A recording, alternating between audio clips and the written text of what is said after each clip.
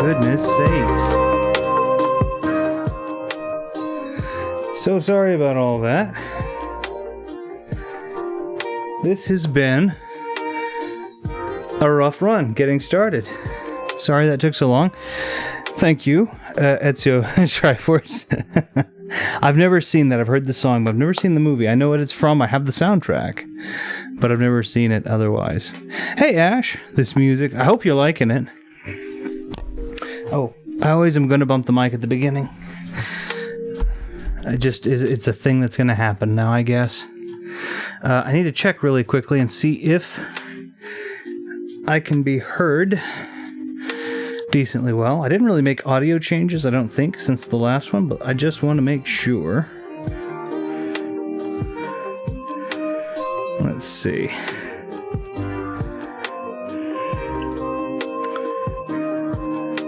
Apology accepted.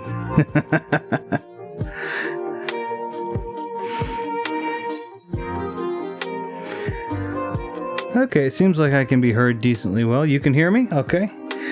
Sounds not too bad in the balance.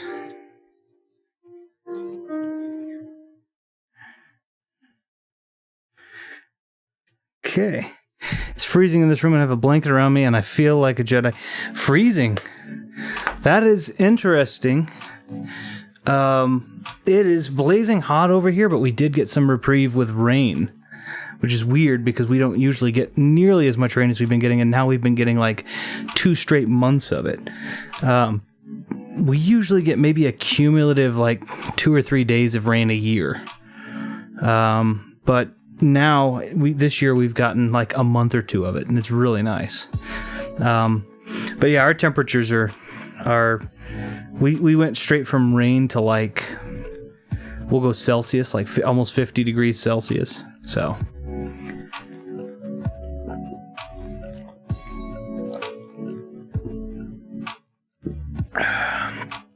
I saw it over here too. We bought an air conditioner for the bedroom, and it's amazing. We don't have that stuff in house. I know. That's something I was made familiar with. Is central heating and air isn't something that you normally have in Europe. I don't know if it's all of Europe, but in England for sure. All of our so it's a trade-off though. All of our houses have it, but our houses are made of like drywall and wood, whereas some houses don't have it over there, but a lot of them are made of like brick and stone. So, but definitely very, very nice. I like that's one of the luxuries, I think. This room gets hot regardless though, because it's got all of the equipment running in it, and that has to heat, the heat has to vent somewhere, you know. So this is going to be the finale of testing all the stuff, because I've had to break it up so many different times. And I'm also testing some other stuff, which is I'm going to test a surprise console. I'm not going to test a console that you might expect. I'm going to test a console that you certainly probably don't expect. And then I'm going to test some other consoles as well. I thought it'd be fun. So England is used to what, let's see. Heat. Oh, sure. To heat. So aircon isn't needed over here. The last few years, it's getting crazy hot in the summer over here. Yeah. So yeah, that may be part of what it is, like why we started doing it over here. Because again, I'm in the desert, one of the desert part of Texas. And so over here, like I said, 48, 49, and 50 degrees Celsius are not uncommon temperatures to have. And at our apex, I mean, I'm not saying it's happened this year yet, but I think at the apex of heat, and they've speculated that it might hit this again, we will end up somewhere around 52 degrees Celsius. So we've been pretty consistently hitting like 100 and between 115 and 120 Fahrenheit, I guess. So that, if I'm not mistaken, that's somewhere around 49 point something Celsius. I'm not sure exactly where that is. So I'm just going to round up to 50, but give me rain and darkness any day over these. Yes, absolutely. Same for me. I mean, I don't do sunlight very well, so,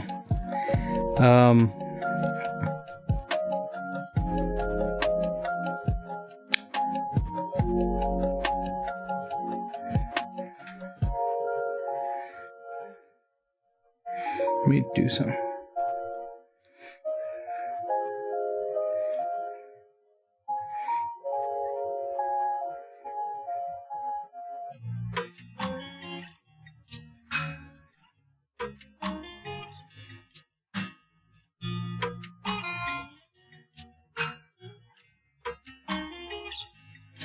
Let's see. Mystery console, Game Boy Advance SP. Maybe it's a Nintendo Superboy. I do have a Superboy, but I don't stream with the Superboy. I actually take it with me so I work and I travel a lot when I work, and I do take the Superboy with me with an EverDrive, and I hook that up to the hotel television. So this console, I will tell you, this console is not a console. I don't think a lot of people really got this console. I don't think a lot of people really see it as a console. But I do. So it's not the first console I'm going to test. I'll put that out there right now. I'm going to test a couple of them first, but the Wii to you, I'd buy it. First consoles I'm going to test are my retro emulator, and I'm going to explain why I'm testing. So I tested the original hardware for all of this. I'm going to be very clear. I only use an emulator for two purposes. One is to preserve my original, perfectly legitimately owned copies of the game. And then the second is because it's much easier to manage an HDMI output to and not get the jitter that you normally would get when streaming. Let's see.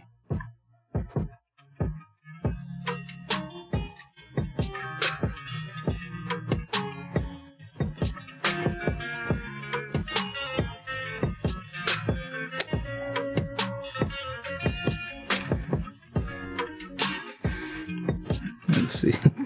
All right, so I'm going to switch this over. I get to show you now what this looks like. I don't feel bad about. Let me go ahead and fade that music out.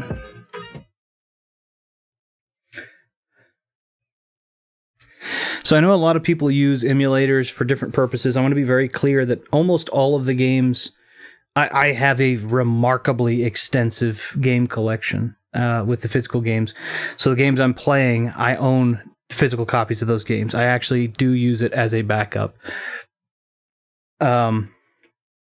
So what you're going to see me play today are games that I actually own, but they are being played emulated to see what the output looks like, make sure it looks nice. I also hope you guys like the little coffee shop graphic. I thought it was a little bit more cozy and fitting for the music that I normally have, so I hope you guys enjoy it as well.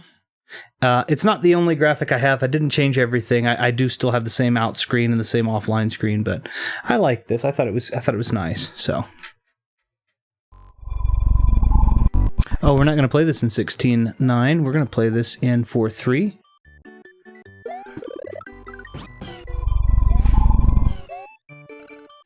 Boop!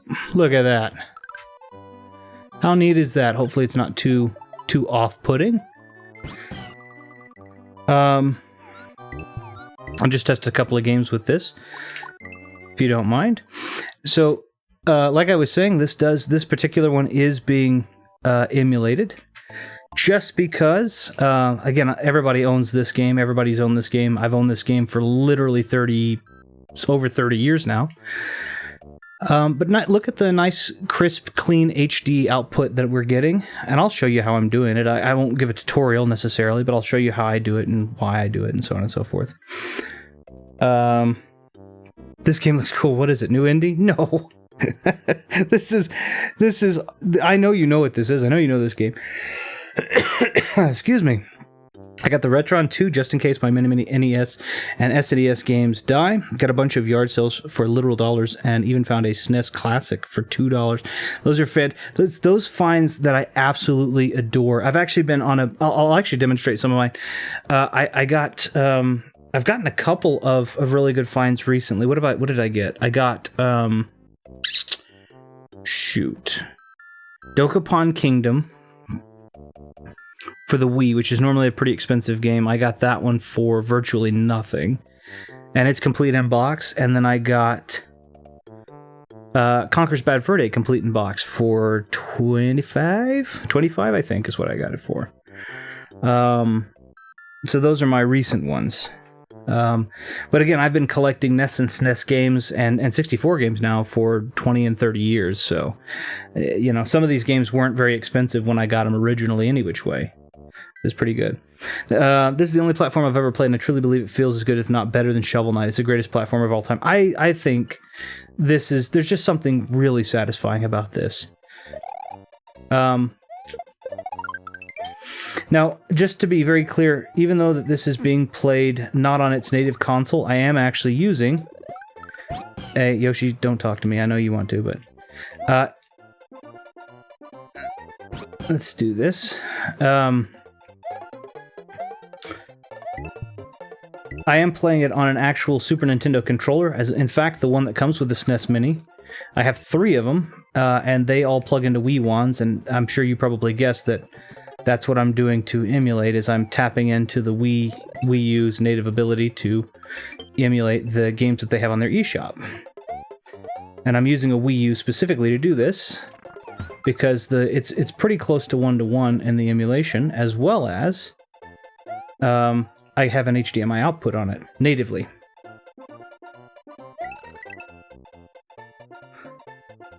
Have you ever played Bonky Bonk? No, I've never played that. I can't even say it. I found an unopened SNES console, opened it because she wanted to play Zelda. So that's the scalping conversation, right? And the collectible conversation. I've had this conversation for a while. The Wii U, the console that no one bought, the really trash one, the one I bought 2 of, actually. I have one in my living room, too. It's also hacked. If nobody else buys a Wii U on the planet and nobody wants them, that just leaves more for me to buy, so I'm okay with this. Alright, let's do that. I'm playing super slow, by the way. I'm just having fun with this for now. I've had this conversation with a couple of people, and there are definitely people that feel differently than I do on it, which is... Omega Ace, how you doing, man? How have you been? I hope you're doing well. I'm so sorry that it's been a while since we've gotten to talk. I I don't know why. I saw a notification of your stream after the fact, so I've gotten to watch through it post, but I didn't catch it live, and I do apologize for that. I don't know what the deal is, but you come up on my feed after you're gone up, so I do get to watch those, which is really nice.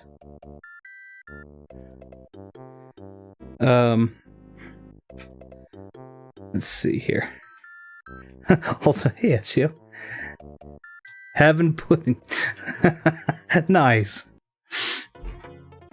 I was addressing the open game, open collectible concept. There are people that I know that collect games that they're very, very into the games that they collect, so much so that they like to have an unopened one and an open one. Me personally, I get it, and so I oftentimes won't buy an unopened one unless if I can help it, because I am going to play it. And I have a friend who's he's very, very, he can be profit orientated, which is pragmatic. He would, put a practical markup on it, and resell it. But me personally, if I buy it, I'm probably not going to try and turn a profit on it. I'm just gonna play it and have fun. That's what games are for.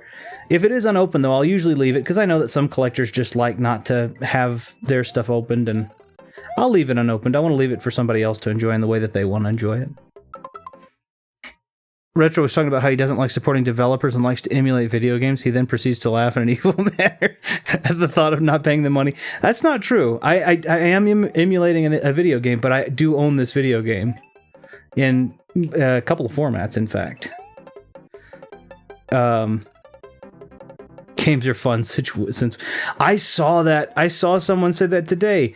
I don't get into Twitter drama. I don't care that much, but somebody said something that kind of made me, it was like, oh, it was something to that effect, though. It's like, games are fun, or, when games haven't been fun since, and I'm like, oh, that's really sad, because there are so many great games out there. There are good games and great gamers. It's just we're so caught up in the politicking of it that we don't have fun with them anymore.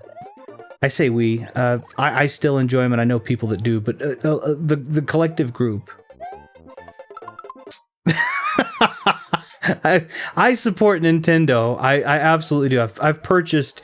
I'm not emulating because I'm saying I've earned the right. I'm emulating because I'm saying I own the game. Oh, I don't want that.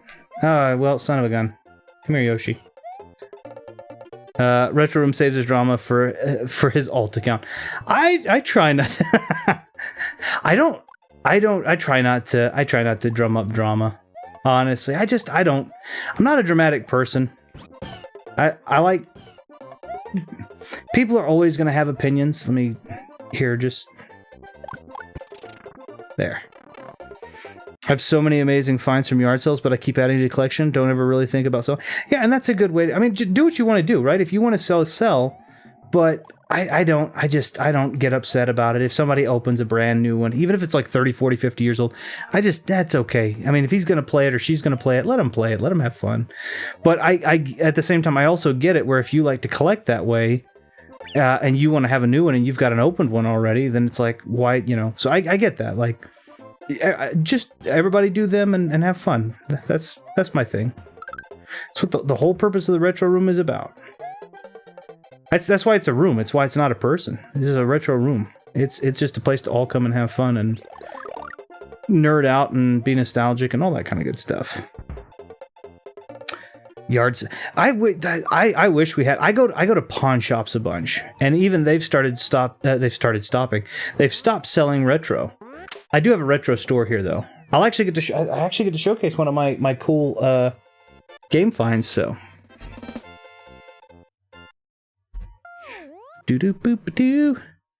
So this works really well. So I'm going to show you. I'm going to go ahead and pull the curtain back. You're going to see this. You ready? Boop. SNES 9X GX is what I'm using on my Wii U, and I'm using it with my Super Nintendo mini controller hooked up into my Wii one, so I actually get that same feel. I'm going to go to the main menu. just have fun. I wouldn't call you emulating filth. Well, I'm showing you, like I said, the reason I do it is because I'll show you. So there's all kinds of Super Mario, and I do own boop, boop. You can even put like little, well, here's my ROMs I can go into. But like I have all of them in folders that I have and so on and so forth. And then I have some of them that are, that have mods to them. That's what you were seeing, like all the Super Mario there. Like Brutal Mario World was never actually released. It's a mod, so I have it on here so I can play it on this thing. Yeah, I don't think my cheats folder actually has any, I don't think I actually have any cheats in it. No, I don't. But, yeah. I do something. This is what I'm doing too. It's too nice. It's not bad. Like I can play the same thing on. Well, here I'll show you. Give me 1 second, please.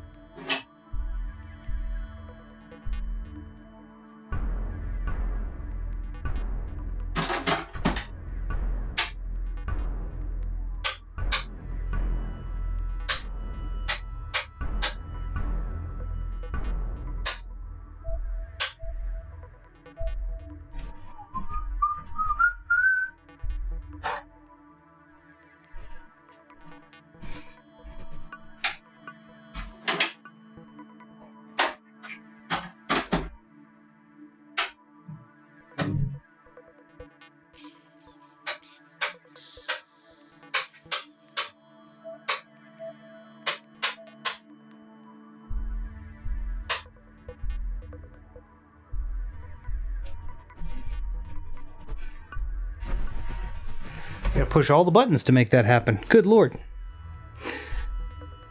Who's whistling? Yeah, it was me. Still gonna chat with you to get the DS running? Oh yeah, absolutely. Absolutely. Whenever you're ready, whenever you have time. I'm poking all the buttons to try and get my retro setting warmed up so I can actually show you the difference between that and the actual retro native hardware. I was whistling the Super Mario All-Stars theme from the original one. Music sounds like it belongs on a PS1 demo disc. Yeah, it does. Banging. No, I was pushing buttons. They're super clicky over there. It's a big setup to do that with, but it does sound like that. Boxing in front of a mirror, a bit awkward, but we're waiting for him, but whatever works. I was trying to get it warmed up so I can show you. I can compare the native versus what this looks like, because that's mostly what I do it for. Is the aesthetic, is that it's a cleaner aesthetic. So. And then on this, I also have.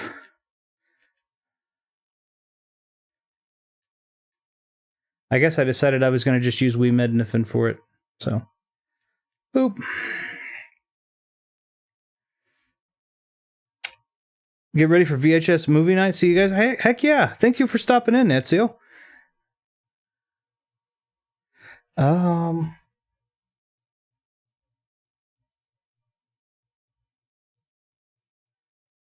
hope you enjoy, and I'm curious to. Hopefully, you'll tell me how the movie went and what movie you had. So there's the GBA, FCEU GX ROMs. Let's do Felix the Cat. So we'll do. It's going to be in here. Diddle diddle diddle diddle diddle.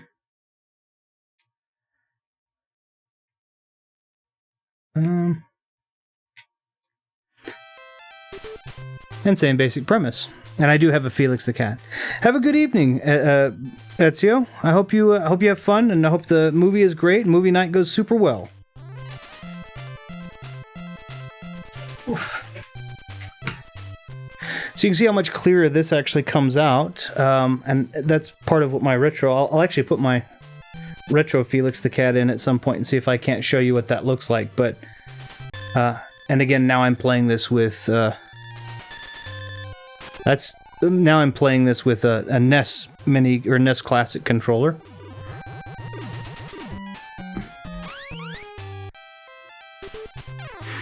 I remember renting this game in the early 90s. I had a shop that I went to. I've told this story before, the donut shop that also you could rent games from. This was that game. So I did a video on the... Whoops, I need that milk. I did a video on this one, which was, I think, in 2020, called It's the Roaring Twenties Again. Because if I'm not mistaken, Felix comes from, or at least hit the apex of popularity in that. This game was cool because it was late in the lifespan of the NES, and you had upgrades, so you keep getting these little kitty cat tokens. These Felix tokens, whoops, like that. The magic one is the most difficult, though, because... It has to be, like, the enemy has to be right next to you. Never played this. It was done late in the life cycle. I think it was 90 that they did this, and I think I rented it probably in, like... I probably rented it in, like, 93. I came to it late, too. Because I didn't know it existed. I liked Felix the Cat. I just didn't... I feel like I should have been a platformer fanatic. Oh, yeah. No, I get it. I get what you're saying. So I guess not stand still because these are on a time limit. So milk keeps the time. So if you see the hearts up top, it's when I run out of hearts up there, that's when I run out of the upgrades. And then it was always just kind of cool to see what the next upgrade was going to be. Ah, shoot.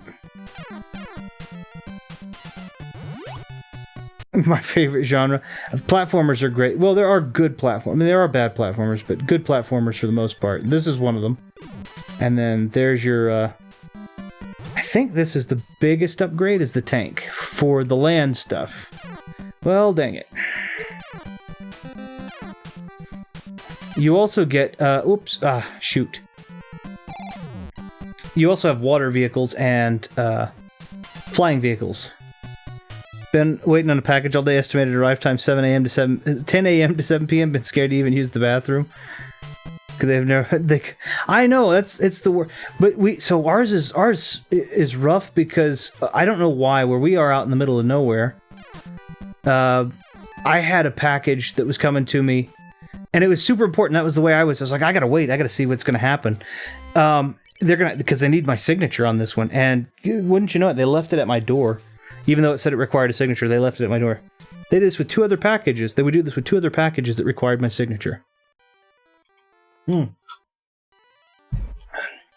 So, yeah, I'm sorry, man. Hopefully, I'm hoping the package is at least something fun or good for you. It's always a lot more rewarding when the package is something cool versus if it's like, oh, I'm waiting on documentation for me to fill out to send back for jury duty. Which I know doesn't get hand delivered in a lot of instances, but we've had it. I was gonna say, are they the same way out there? Ash, is the post the same way where they just kind of, we'll get to it when we get to it, and then whatever. And also, if you have to have it signed, do they actually have you sign it, or do they just say you signed it and scribble on the pad? Because I kind of feel like that there are there was one, oh my goodness, there was one instance. So I upgraded, oh shit, Nightmare, yeah. I upgraded, so my wife Anna, I upgraded her ring, because the ring I'd gotten originally, I had issues with, and I had trouble communicating with the jeweler, and yada yada yada, and it ended up not being worth it. So I got her a new one. And this is not an inexpensive ring. I'm not gonna give numbers. It's not about that, but it's a ring that I would want to make sure that I at least hadn't had someone take and hawk, because they would have been able to get some money for it, right? And it was supposed to be delivered. I was having it customized, so I'd sent it off, and sure enough, nobody had us sign for that package or anything. It was just left there. We have camera. One guy has take a package once. I wish I caught the guy so I could have shown him some kindness. Oh, heck yeah. It was $54,000. It wasn't quite that much, but it was a decent amount of money. Of course, it was planned. He had glasses, a hat, mask, long arm sleeves, everything to hide his identity. Yeah, I mean, porch pirates are not... I mean, I'm not going to say we don't get porch pirates, but luckily where I am, there aren't very many people. So there aren't very many porch pirates out in this area. But the problem I had is, like, it's the moment you think you're safe is the moment that they strike. So I've had it happen where I've had, like, I'll go get the neighbor's package if she's not home, and I'll leave her a note and, like, hey, I didn't want anyone to get your package. It's over here. Just knock on my door if you need it. And, like, I'll do that. We'll do that. But the arrogance of someone to try and steal your stuff drives me insane. It is crazy. I don't get why people do it. Like, I've been in... It was 53,000.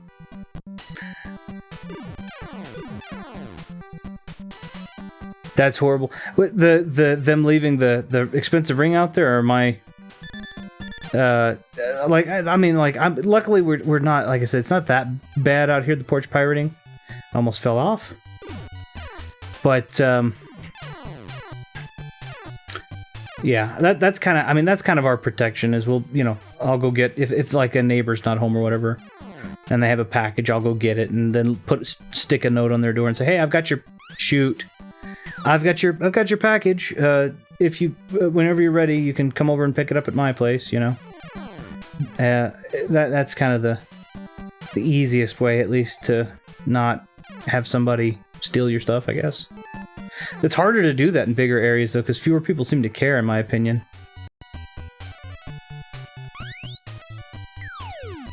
God dang it. I was reading the chat. I didn't realize I fell off. But this looks nice and clean. It seems to work just fine. This is what I'm doing with the Wii U. So, I mean, again, Ash says that has said in the past, and perhaps not so many words, that I'm just essentially an infomercial for Wii U. And maybe I am, but my gosh, I freaking love that console. Come on.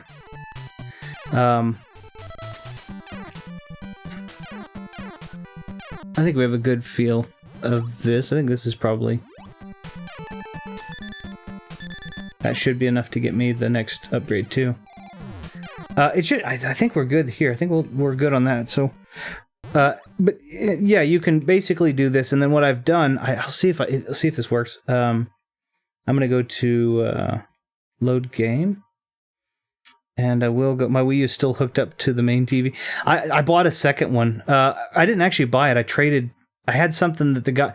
We have a store down here called Ralph's. I'm actually drinking out of one of their tumblers, which is... Their colors are pink and black. Super cool.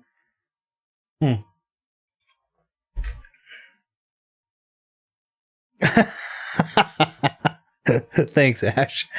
But I took something he wanted. I can't remember what it was, and I traded. I got to trade with him. he gave me a Wii U for whatever. I can't remember what I gave him, but he gave me a Wii U in trade for it. So it was nice.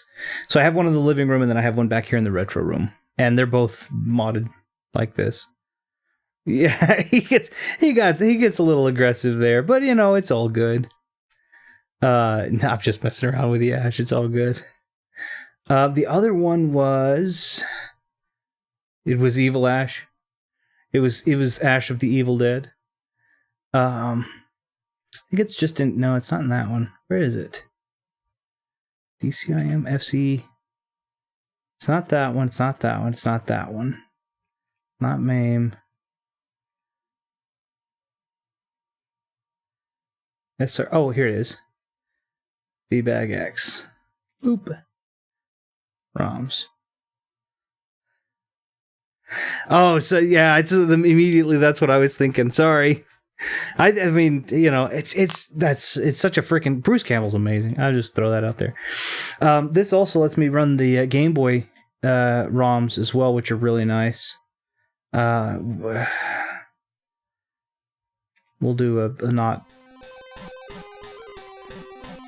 Just so you can kind of... I'm showcasing this now, Ash. There you go. This is...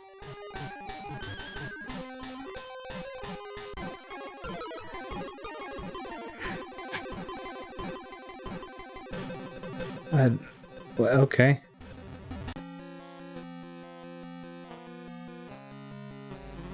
And it actually runs pretty well, too. I want to see if it works. I want to see if it looks any good. It probably won't, but we'll see if it does. It's not Alucard, it's Dracula. Good Lord. I love it. He's got this running thing where he's like, if you spell it backwards, and then the letters don't even line up. It's not even an anagram. Let me see if this works. I don't know. I'm working on it. I'm going to scoot this over so I can't see the chat for just a second. It's supposed to be this.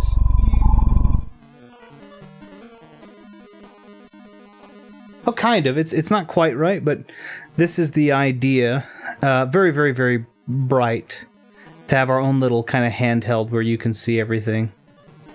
And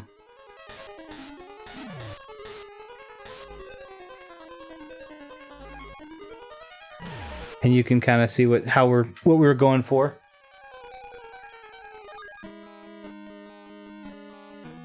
There we go. What's Dracula backwards though, huh? It's Alucard. Fun fact: Boris Karloff backwards isn't even Frankenstein. It's Bela Lugosi. It's not. None of that. None of that is true. Those are all false facts. But I love the fact that you're a horror film fanatic and you can pull all of this too. I mean, I think Omega is too. I think Omega's got a lot steeped into the classic horror. I could be wrong, so I apologize, Omega, if I spoke out of turn in that regard, for sure. But yeah, so I even have the little pieces so that I can do the handhelds. Because you can't stream handhelds, and I started collecting handheld games. I start back in the GameStop days, honestly, which was a long time ago. People would literally just give them away because you couldn't trade them in after a while. That's what I thought. I thought you were also a peruser, purveyor, and fan of classic horror, which is awesome. Yeah. It doesn't say we've got a lot of great. I mean, I don't know how you can define the community except for that we've got a lot of great people that come and talk and are willing to spend time with us. You, of course, Omega, and you, Ash, and of course, Mr. Ezio was kind enough to do it before. But you guys are all we all kind of have that same niche, which I really enjoy too. It's just a lot of fun. I appreciate you guys coming out to say hi on a Saturday. By the way. I'm trying to switch to Saturday any which way, but it's been tricky. That Australian too. I know. I got to speak with. I said this last time. I got to speak with Thumb. That was really. I know that's not the Australian gentleman you're speaking of, but I got to speak with Thumb, and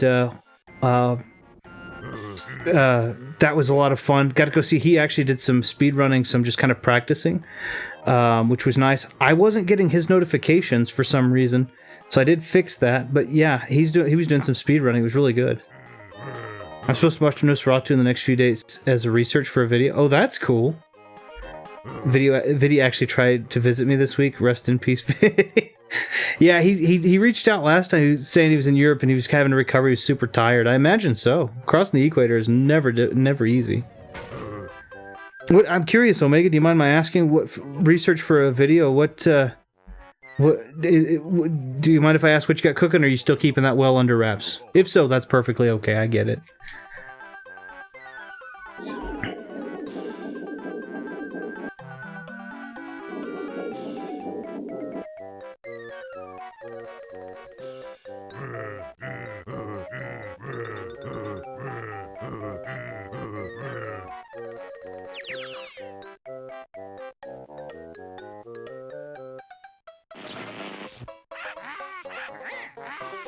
Yeah, I noticed that some of the stuff is just ridiculous. Just Castlevania short. I made about 12 now. This will be number 14. I was getting the Belmont Hold ones for a while, and then I don't know what happened. I'm gonna look at that while I'm on with you right now, because I really enjoyed those. And then I stopped getting notification, and I thought that you just weren't making them anymore. So let me see.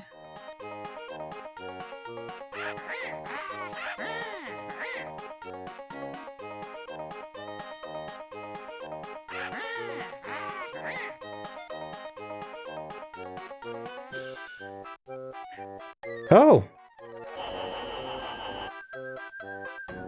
Okay, I see what's going on now. Omega, I was unsubscribed from your channel. I don't know why I was unsubscribed. I haven't chosen to, but I got unsubscribed from your channel. I resubscribed. I apologize. I didn't know that had happened.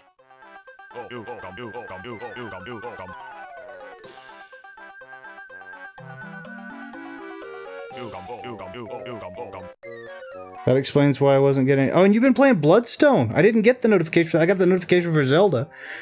I didn't know you'd been playing Bloodstone. I actually thought about playing that here. Hold on, let me... Because that's a freaking awesome game. Okay, alright. I'm resubscribed again. I'm so sorry. Let me check, because that was what I found out had happened on Thumb as well. And I haven't gone through and done any. I don't subscribe, unsubscribe from. I haven't unsubscribed from. Well, I've unsubscribed from. I don't do like massive where I just go through and I'll wipe unsubscribe on them. If I'm unsubscribing from someone, it has to be a specific and pointed reason. For me, that's otherwise I'm not gonna do that. And for you guys, I certainly wouldn't, because I like seeing your guys' content.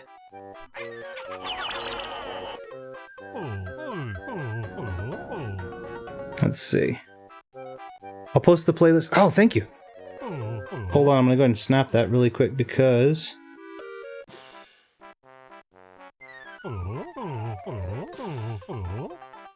Why is my camera blurry? That's better. Okay. There we go. Celestial. Hey, Celestial. How you doing? I hope you're doing okay. Haven't seen you in some time. I hope you've been doing well. This is Grunty's Revenge, yes. I'm actually just doing some tests on different various streaming techs that I've been using. In this particular case, I'm just testing some of the emulative stuff that I have to make sure that it works. It's very difficult to legitimately do a handheld. So, it's good to see you, though. No, Ash, I don't hate you guys, and I have not intentionally unsubscribed to anybody. I found the same thing happened with Thumb, so I am... He wasn't doing a lot of YouTube stuff, but for some reason I wasn't getting notifications on another platform.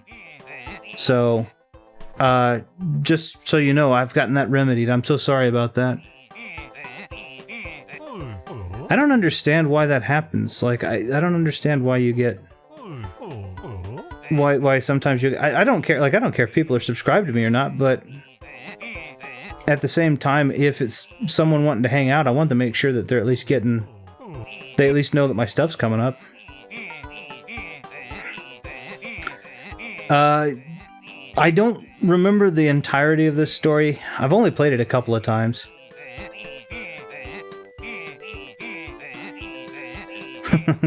Sorry. Love to Celestial here.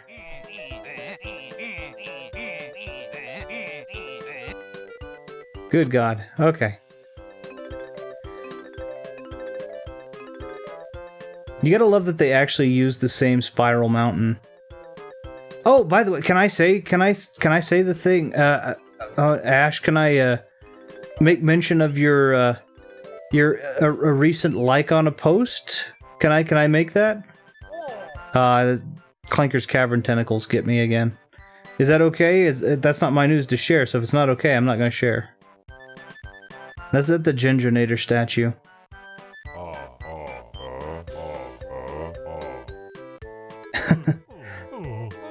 Yes. Yeah. So that. Do you want to say it here? Do you want me to say it? I mean, I don't know. When you say that, then they're gonna be like, oh, he's been granted freedom or a permission to tell. But that was so cool. That is super cool. I don't know if that's true, but okay. Yeah, Ash put a post out there, and sure enough, Grant Kirkhope had seen it and liked it and left that like. How cool is that? I mean, that's just, I'm not a yeah, you tagged me in the you tagged me in the 25th anniversary, and Grant Kirkhope liked that post. How cool is that? I don't do a lot of the Twittery stuff, honestly. I really just don't mess with it too much. But Ash sent me a screenshot of that, and I thought that was super cool. And I do like Banjo-Kazooie a lot.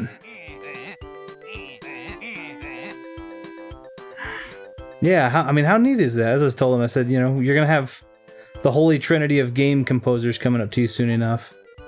That's Grant Kirkhope, David Wise, and Robin Beanland, who did the music for Conker's Bad Fur Day. David Wise, who's done 1,000... He's the one that literally pioneered the way that music could be made well on a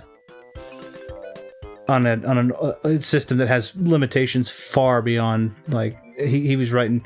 It's friggin' Donkey Kong Country. I mean, everybody knows who he is. I think everybody kind of knows who all of them are, probably, but... I know I'm supposed to go... I don't have a Jiggy. I know I'm supposed to go see Bozai, but... David Wise has a track on one of the ukulele levels that's incredible.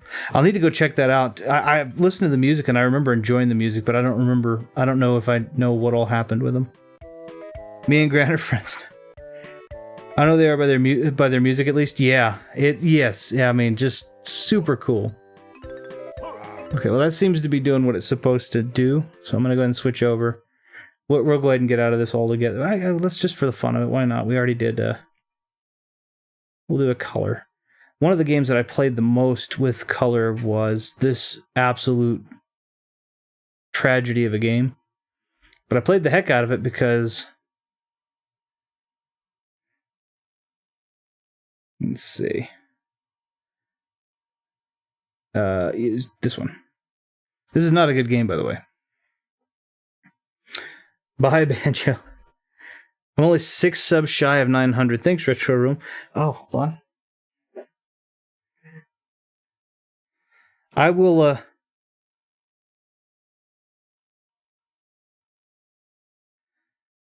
also, I'll also go and do, I'll do my other, channels as well on yours, Omega.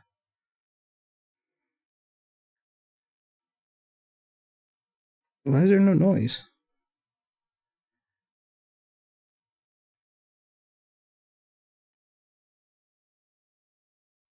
There we go. Celestial says, Grant Kirkhope didn't do the music for this game? No, not for... Yeah. Oh, your video's behind. Yeah, that's okay. Yeah, no, I was gonna say, I think Jamie Hughes did it for that one, but Grant Kirkhope did do it for, obviously, Kazooie and Tooie.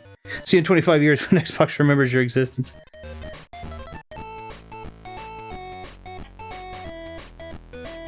Oop.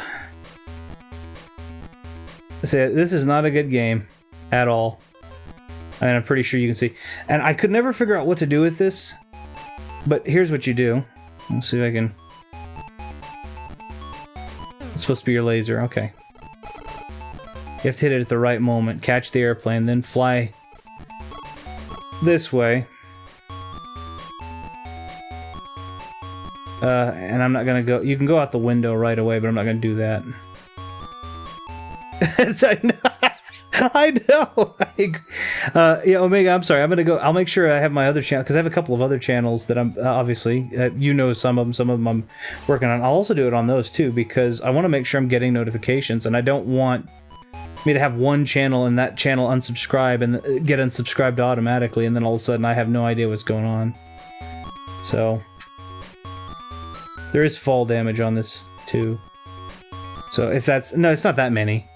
I hope that's okay. I don't want you to think I'm trying to artificially inflate things or whatever. I don't like the idea of getting he's gonna take my battery and I'm gonna take it back from him. Of getting unsubscribed from something that I didn't unsubscribe to and then not having not getting notifications. So if I've got a couple of channels that are doing it, that'll minimize that possibility. So, yeah, these actions are... You have to hit the button at the exact moment, and then the objective is to collect all of the coins. And there's also, I think you have to stand up here on this pole, tap the button, and then you bounce off that ball. And that's how you get that coin. I don't mind. Okay, it's... Nightmare Before Christmas, The Pumpkin King. I do have that one. I didn't have that one until Anna, I'm pretty sure. But I have it on this list, obviously, because I have put a lot of that in there. So I do. I don't know anything about it. I have 24 dead channels. I can't grab up there. Yeah, this is me testing the... This is me just kind of making sure things work after I had the fiasco that I had last time. This is the finale, though. I should have everything tested. Oh, all of it. I mean, all of the drugs.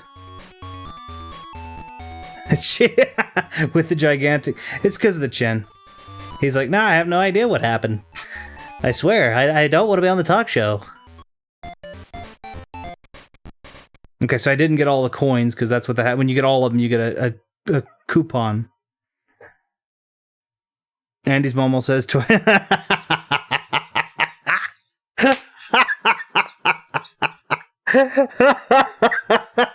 Well done. Well done, Ash. Oh my gosh. I mean, I gotta, that is, that's. There's something about that that's uncomfortable, obviously, because, but at the same time, I have to say that was clever. I went to theaters when Toy Story came out. I never in all of my years thought anything about that right there. And then you said it, and I'm like, okay. I mean, to this day, to that moment. And then you said that. I was like, all right, well. So that seems to work as well. My goodness. Oh gosh, that's not. I mean that caught me off guard. It's not exactly like I'm. Yeah, that caught me off guard. Oh geez. Let's see.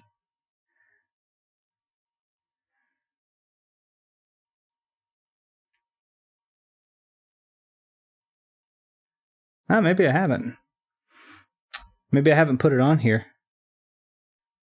Oh, I apologize, Celestial. I may not have it on there. I know I have the cartridge because the cartridge is in the GBA box, but I don't. Or at least I have a cartridge. What cartridge have I? Let me see.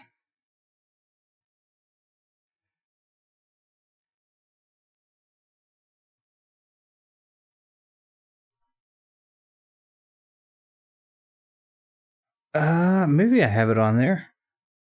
So lack of Soul Calibur games on there. Well, yeah, that's you got it. Yeah, I mean that happens. Let's try one more time. Is it?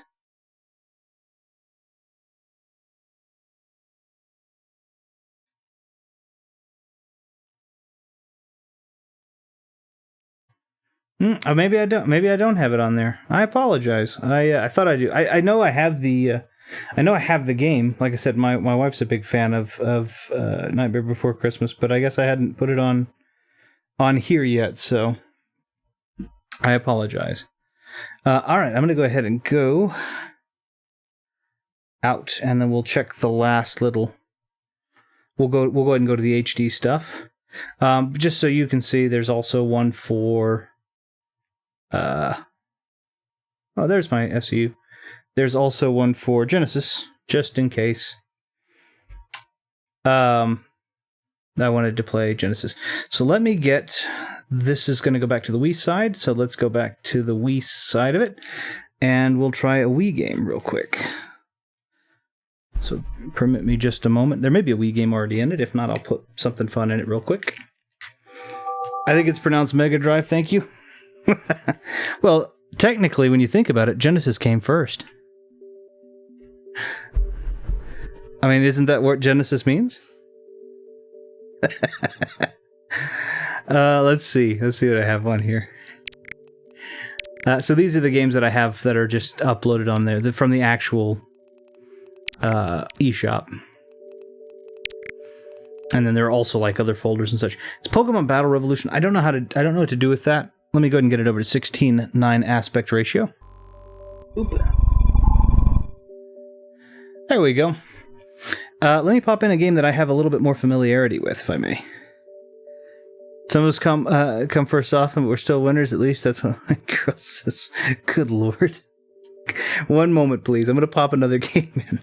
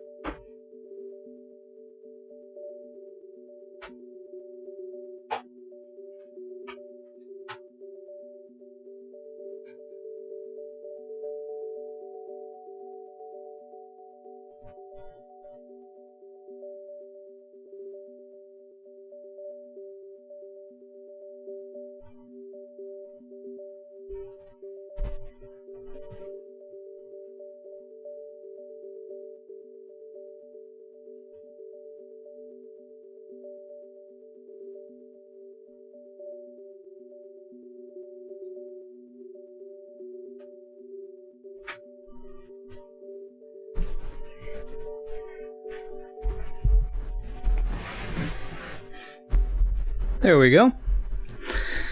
I never had a Wii. It's the only console I missed, Nintendo console you missed. It is a great Nintendo console to have. I'll play Dokapon. This gives me a chance to test my game out too.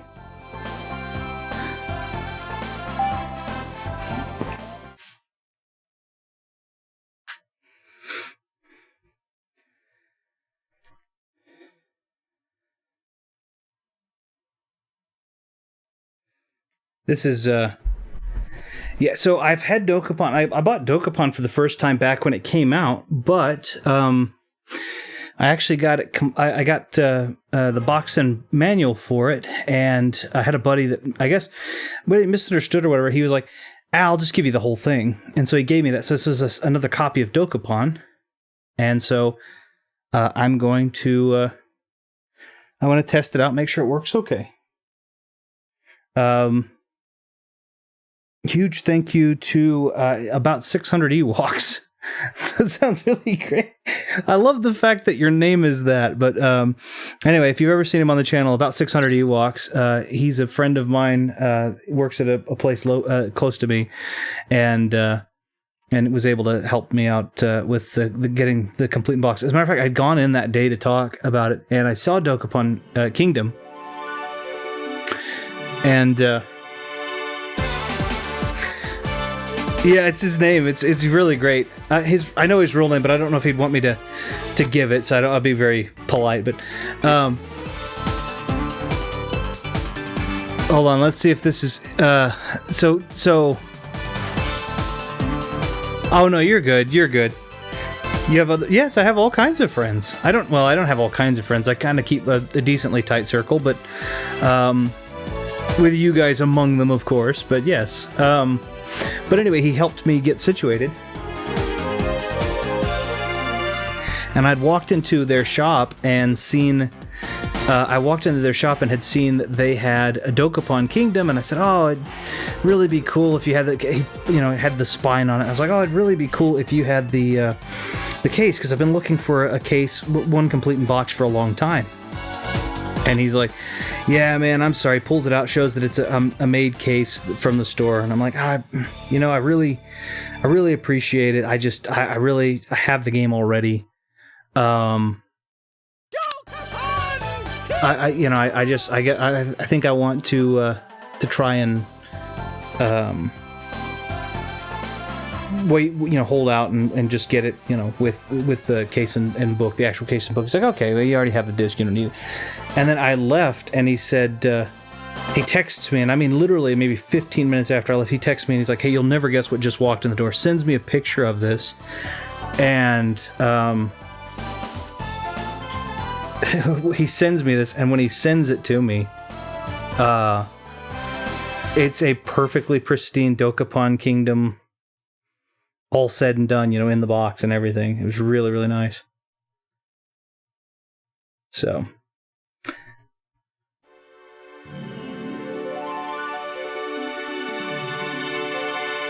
why does it give me Snowboard Kids vibes? Because it is also, you have a great eye for things, also made by Atlas. Snowboard Kids on the Switch N64 service would be incredible. It would. I agree with you completely there.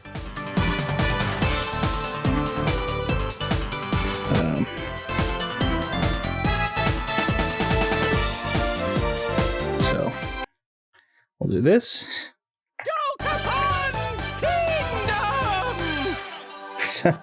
Oh!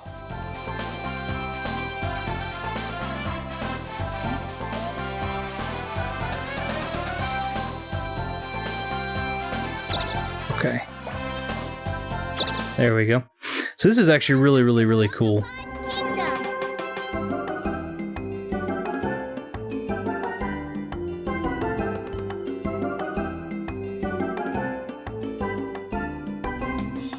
Let's see. This asks why everything is... Snowboard Kids is a great game. If you've never played it, Snowboard Kids is a really great game. It's really, really good. I have both Snowboard Kids 1 and 2, and they're both really good, but Snowboard Kids 1, in my opinion, is better because they had this really cool mechanic. It's like Mario Kart, but they had this really cool mechanic where you had... you had these boxes, and if you didn't have enough coins for the box, the box became an obstacle, which I thought was really cool. I do have a great eye. My right eye is terrible, so you're actually incredibly accurate. I have a friend. Again, I won't reveal his actual name, but I do have a friend, and he's missing his right eye. So it's. I don't mean any offense if you actually have issue with it, but I said something to the effect of that at one point in time. It was KOTOR related, and it was an accident, and it happened to just coincide with him. Yeah, it's the same question at a Mexican restaurant the other day. My goodness, this reminds. Oh my God, the sopapilla reminds me of Snowboard Kids, just right off the bat. So I taste it. I taste the honey. I taste the sugar. Snowboard Kids.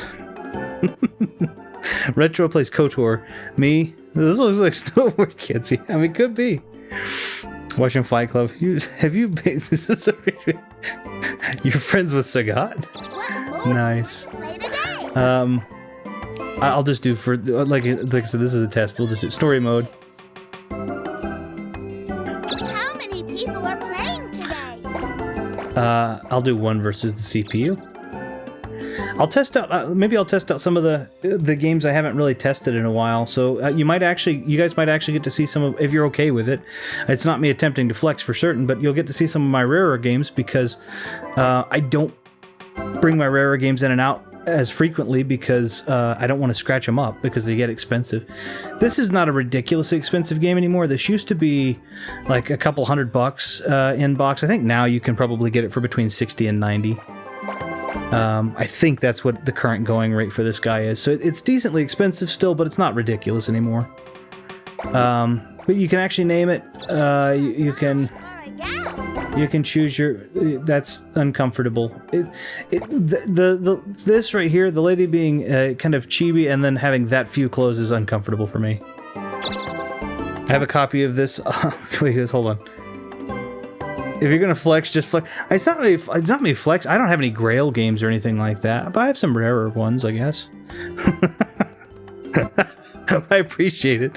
I don't want to flex on anybody. Like I said, I have 2 Dokapon Kingdoms. I don't need 2 Dokapon Kingdoms. So I have a copy of this game. I'll give you 85 pence for it. You might as well change your name to Flexington. It's the guy that's like, the beach is that way, but he just, you can see the bicep come up as he points because his arm's at the perfect right degree. Oh, don't worry about it. No worries. I don't take offense to pretty well anything. Where I am, like, people will say some of the nicest stuff ever, and people will also say some of the most awful, like, you would never want your mother to hear this kind of stuff. And we just kind of got to be like, I'm not offended. I had somebody the other day that called me. Oh shoot, what did they call me? It was during work. It was at a visit, and they called me something awful. I can't. I want to say it was. Oh shoot! It's something they said something. There's a whole lineup, and then they dropped a word in the middle of it. And I remember going red, but then after that, we had like 3.5 hour long conversation on their audit, and so I was like, ah. Anyway, point being is, you're not gonna bother me. What kind of chocolate would you like? Oh, I'm gonna be a magician. The streamer's offended by me saying he's offended. A bit offensive, if you ask me. They call you American? Disgusting. I am American. What's your favorite color? Purple's actually my favorite, but I'll pick fuchsia in favor of my daughter's favorite color. Which face? Normal face, cool face. This looks more like the mean face than that one does. That looks meaner than the other one, normal face. This does not look like a mean face. This looks like a bored face, mean face variation 2. I'll be mean face, because I just look like, whatever. Retro went red and he hit the guy with the E-Honda flying. I didn't do that. I wouldn't do that. How strong should normal's fine. Oh no, it didn't get to be a magician. It has to be a thief. Blue's fine. I'll give it angrier face. And finish. Okay, cool. So the way this... Ouch. The way this works... Oh, the bill? Okay, that's the bill, not even a bill. That is, like, there are no other Williams but that one. Let's determine turn order now. Where's my face? Actually quite chill. Yeah? And here it is. Oh, wonderful. I got tossed up in the mix to be sick. Retro has to be a thief. Makes sense with all this emulation. This is actually done on the disc. I'm not emulating anymore. I was just going through the emulation because of its clean output. I don't shame it. Here's the now you got me going. Here we go. I'm not offended, but I'm gonna put my opinion in emulation out there because I was getting spammed for a time. I think you might have remembered this. What is this? 1989. Before the disc was even a thing, man. You got it. Emulation. If you can buy a game, buy the game, right? But if you're emulating because the game is ridiculously expensive and it's like if you're emulating Panzer Dragoon Saga, which is $1,000 a copy right now, maybe even a little higher, it probably is even higher than that, and you can't get it, or Hagane can go for like 800 to like $3,000, and you can't get it, then like emulate that. There's nothing. I mean, I get it that people might be upset about it, but like emulate that. That doesn't make sense. There's no one making it. It's not available. Emulate it. But if a game is $2 and you're just like, come on, it's $2, man. Come on. I'm not gonna go pressure. I've never said anything like that. It's a $1,000 copy. I have 45. I do not have 45 copies of Panzer Dragoon. I don't have any Panzer Dragoon Saga copies. I have Panzer Dragoon Orta, but I don't have Panzer Dragoon Saga. Or what is the other one? Zhuai? I don't have that one either. Those are expensive. I mean, those are like $1,000 a pop. I don't have all the money. Monsters all over the kingdom. Oh, it's actually voiced it over. I know. I should have done a better job of building gates. These foul creatures are stealing the money from my people. And you can tell I'm frugal. This place isn't even furnished. Eventually, Well, I have my chair. and even worse, I'll be completely broke. I won't be able to afford these nice hair curls. Adventurers from across the globe. It does not sound threatening at all. Hey, Thumb, how you doing? I hope you're doing well on this wonderful Saturday. Defeat all I'm testing stuff out, my finale of testing stuff out, my last run of tests. as an incentive. Whoever brings me back the most money will win a very special prize. Has any of you ever... The king looks like a British king. Disgusting.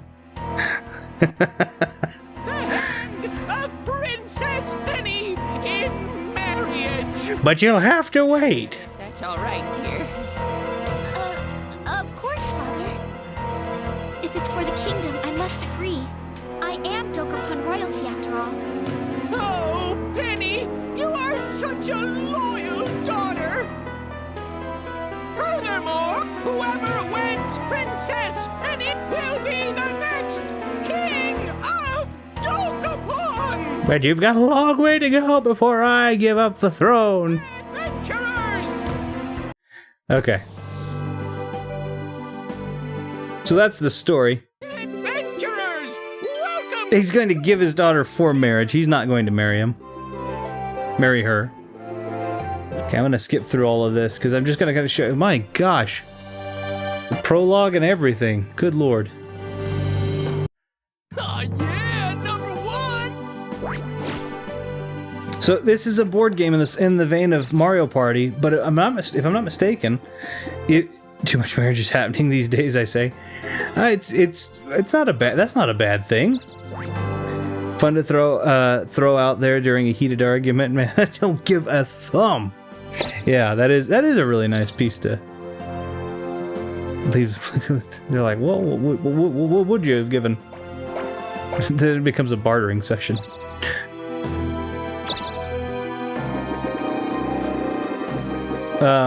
It's basically Mario Party with some slightly adjusted rules, but I believe the map actually spans the layout of the actual world in some instances. Mario Party reminds me of my friend. I miss them. Well, that's what happens when you beat me at Mario Party. I warned them.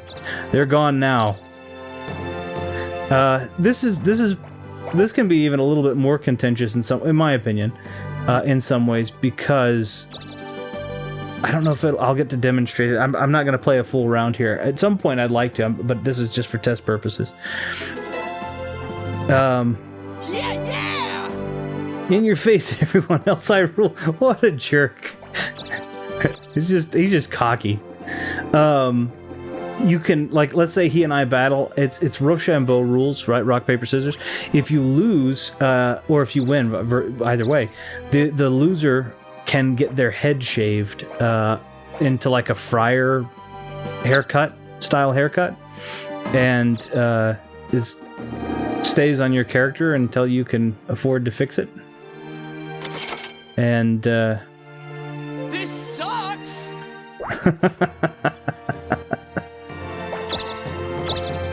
you can also, like in Mario Party, it's also impossible to roll a 0. But in this one, you can actually get stuck rolling straight zeros just and not moving. Whereas in like Mario Party, it's you're gonna get a 1.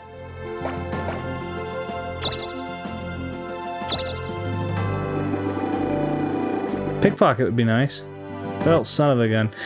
The odds were in my favor, and I didn't get it. Sucks!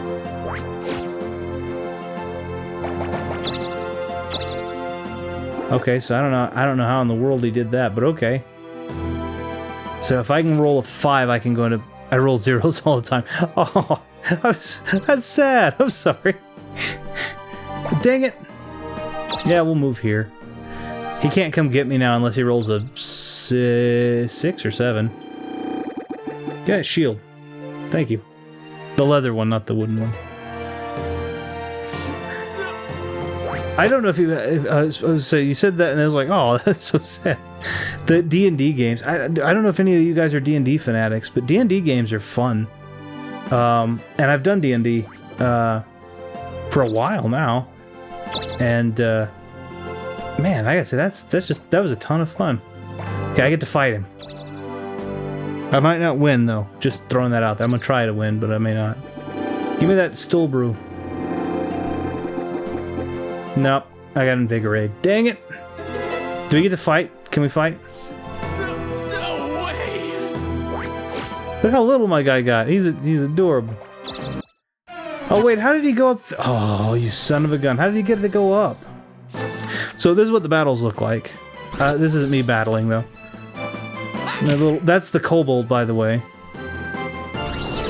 And then basically what they're doing is what they're doing is, if they pick the same thing,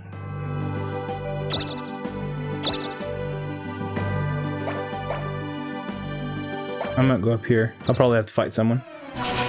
Okay, cool. Let's see if I can show you. So if...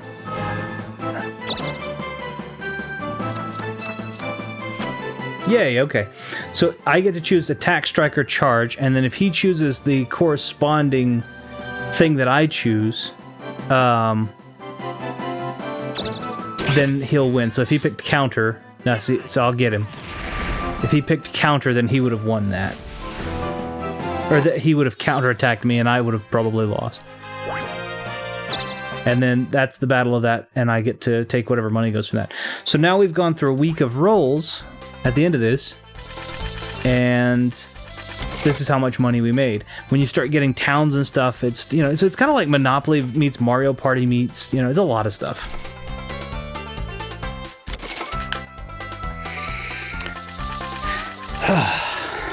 But I'm in the lead right now by 310. I guess the name is kind of ridiculous. Probably should get rid of it. The I don't give a thumb, or the Dokapon Kingdom's a silly name, but I don't think that's the. But I like the thumb stuff. I think whatever feels best with your creative, you know, however you want to express yourself or feel like it's necessary. I think that's the most important piece. Meets snowboard. Not quite snowboard kids. Monopoly meets Mario Party for sure, though. So... So this is who... I don't know what happens. So we've got Magician versus D versus Meh.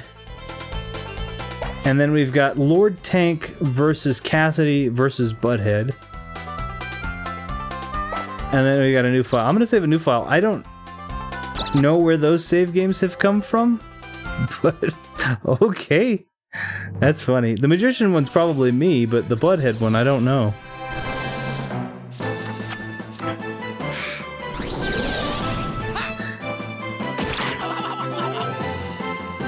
That's fun. I'm running out of battery, so I may switch batteries when I'll switch batteries here when I switch the game over to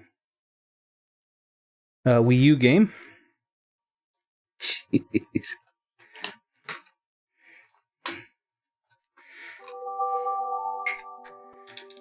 I'll be right back. I'm leaving them live. If you guys would rather I go to the BRB screen in between, let me know, and I'll just put that on. But for now, I've got the... I'm just kind of leaving it there. So just let me know if you'd rather go to the BRB screen with the smooth music. I will mute this for a second because you'll hear creaking of doors and stuff while I switch things out. So 1 second.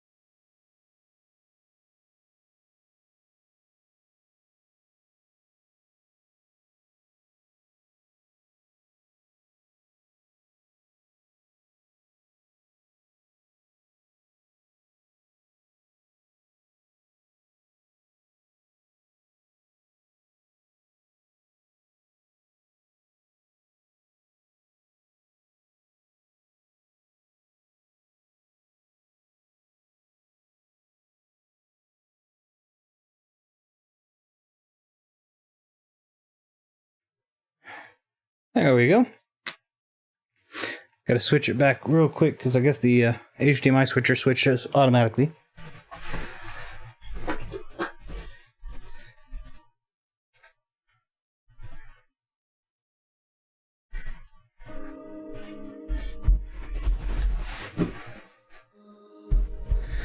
There we are.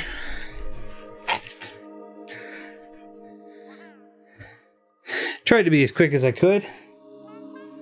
Switch the batteries out and the game.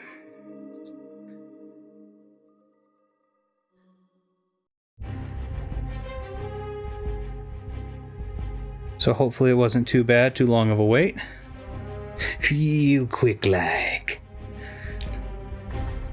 We're going to paint a little bush over here in the corner. That's just going to be our secret. No, I'm just messing around. Sorry. I got it too close to the microphone. I thought that's what I'll do with it.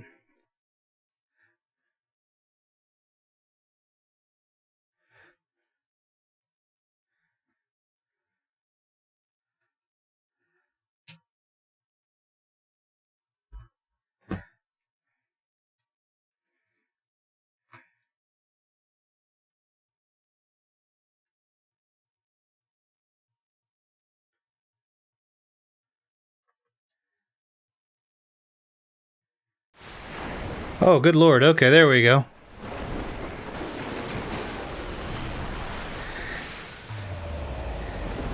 It was just dead quiet, and I thought my headphones had gone bad, and then I looked up at the sound signal, and it was not there. Like, my gosh. And then I came here, and it's like, oh, okay, it's fine.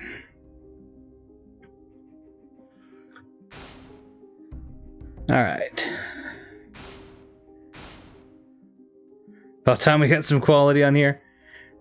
And now we're doing the multiplayer only. No, I'm just teasing. Can't do it any which way.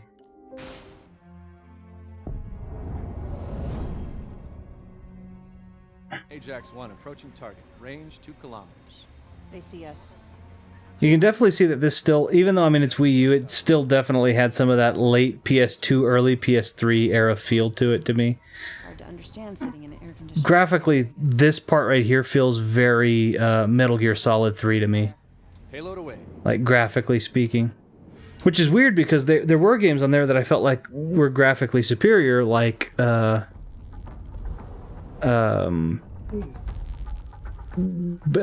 2 I think looked better. Splinter Cell Blacklist I think looked better. But then you get to the gameplay and the gameplay looks really solid, so it's like, eh.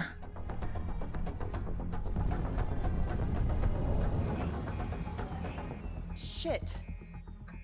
Ah, she said a swear.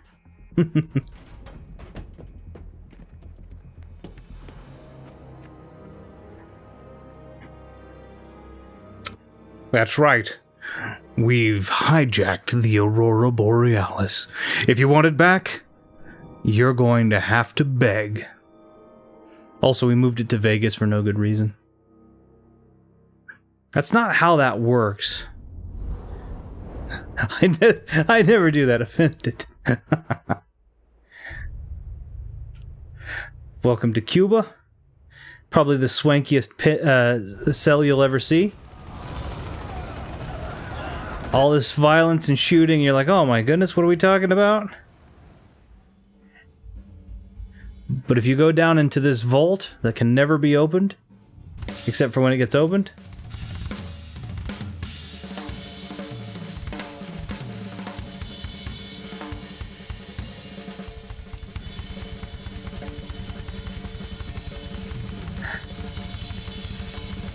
you have a Russian gentleman named the memories named Ivan.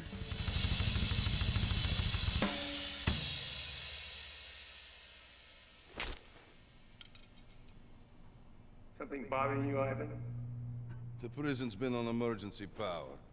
Cut my playing time straight to hell. Blame that on the troubled topside. That's what I need your help with. I don't do prison riots. Well, it's a lot tougher than you think, but I think you like the reward. Do you know they call it Ivan the Terrible?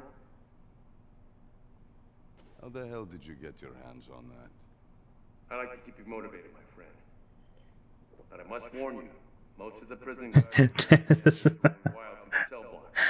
I need you to get past them to get to the surface to meet me. Do you copy? Every asshole in this place knows I'm working for you. Might be a few minutes.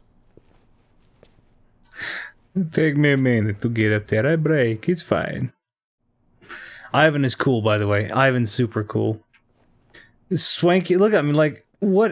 Like, here's the thing. If you were in prison, like, look at this. Look at this. He's got. I don't know how to make that any better. But he's got like I don't know what the brand is supposed to be. That one right there looks like an Explorer, but it's not. That third one's an Explorer. He's got a Flying V, which is Jackson, so that's probably Jackson. That's probably a Jackson Custom Kelly.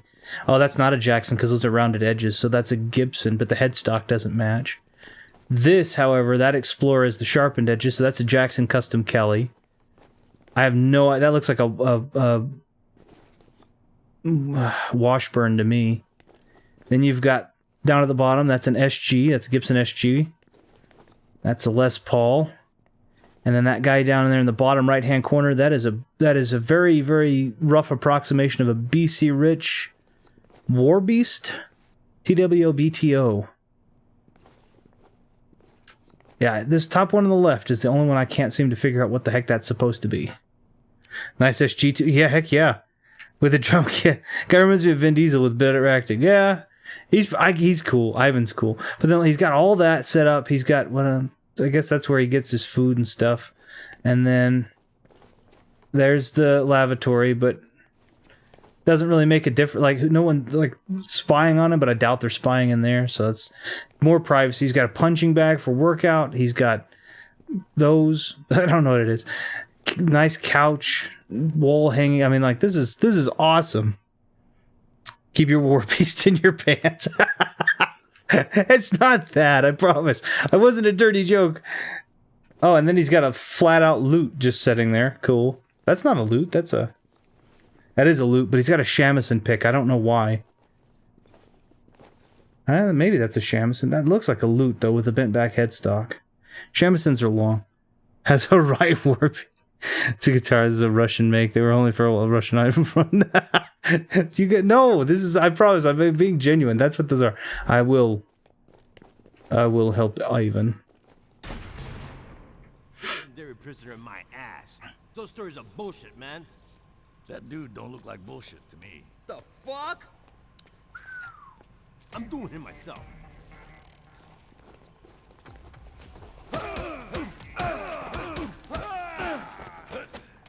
See, this game actually feels pretty good. Lock my safe back up. I don't want to take my guitars. Dang. They're gonna do it.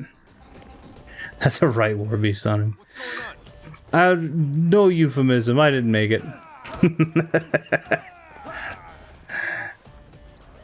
I'm doing it myself. Excuse me, what? That's, I mean, in the words of the Joker, very poor choice of words. Shit, it's him.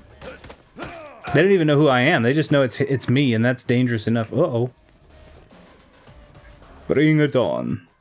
Okay, fine. I think there was one more.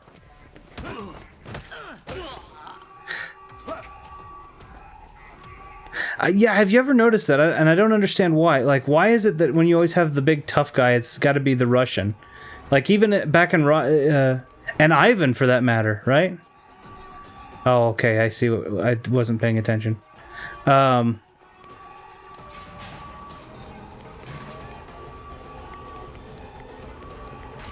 In Rocky, it was Ivan Drago. Ivan again, and a Russian.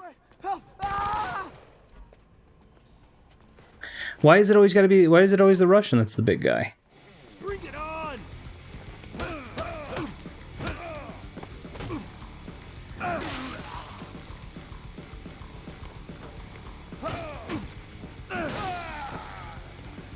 Oh yeah, if you've never played this game, for anybody who this has got some blood and gore in it. It's not nearly the worst game I've ever played with that, but you know. Got one more job for you. I feel like every villain in old movies was either Russian or English or German. German was a big one too, but yeah, I agree with you. It was mostly that. Sometimes you'll see the American villain. Like, I mean, obviously, if you go into like with Tarantino films, for that matter, are really big on American villains. Django Unchained was an example of an American and a German versus an American. So that's kind of the change. That's kind of the exception to the paradigm. Worst of them all down there. The bastard's out. God damn it! Blow the basement and bury him alive. Tarantino's stuff is amazing.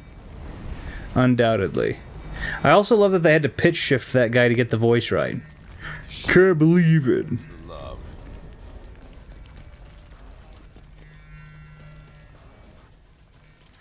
The heck? Just constant vibration there. What do you mean, him? Word is, they got some dude in maximum love. Oh, I see. Solitary. Some crazy motherfucker. Okay, that's fine. It was just vibrating all the time. I didn't know why it was doing that, so I was like, no. His no-nonsense approach needs to be more common. Oh, absolutely. I don't disagree with that at all. I mean, he's made he makes the movies he wants to make. He makes them fairly unapologetically, and then at the same time, he doesn't... The movies are good. They're quality movies. It doesn't come across, in my opinion... I mean, they've aged really well. Take a look at Pulp Fiction. Like, Pulp Fiction is several years old, and it's aged very well. Still considered to be iconic to a lot. Inglourious Bastards and Django Unchained are good examples of that too. They talk about really hard, real for real topics, but they do it in a way that at the end of it, I feel like a lot of people feel better about it. It's like, oh yay! I mean, like you're rooting for the people. You're rooting for you're really rooting for the hero. This game needs a prequel story. Javonsky, the guy's grandfather. I don't know. You said that. That always reminds me. I don't know if you guys have ever seen this. There was a movie that came out. Whoops, way back in the day. It was a Disney movie, if you can believe it. It was a Tim Allen Disney movie. It was called Jungle to Jungle. But it had. Hold on. It had a Russian bad guy in it named Jovanovich.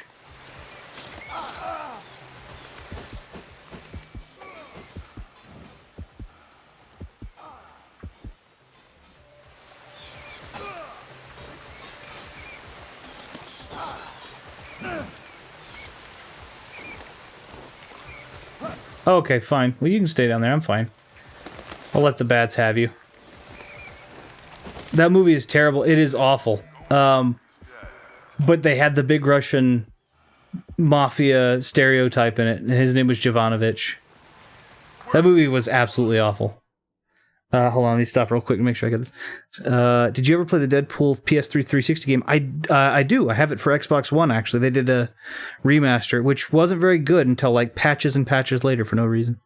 I love stereotype names and characters. That's funny.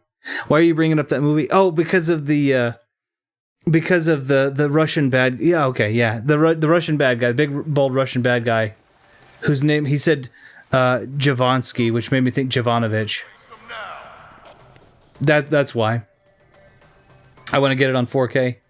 I mean, it's an awful movie, but at the same time, there is some...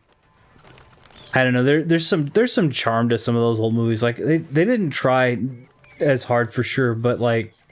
Or maybe they did. Like Man of the House with Chevy Chase. I remember that one. Tom and Huck, that was another one. Those are all not particularly impressive movies.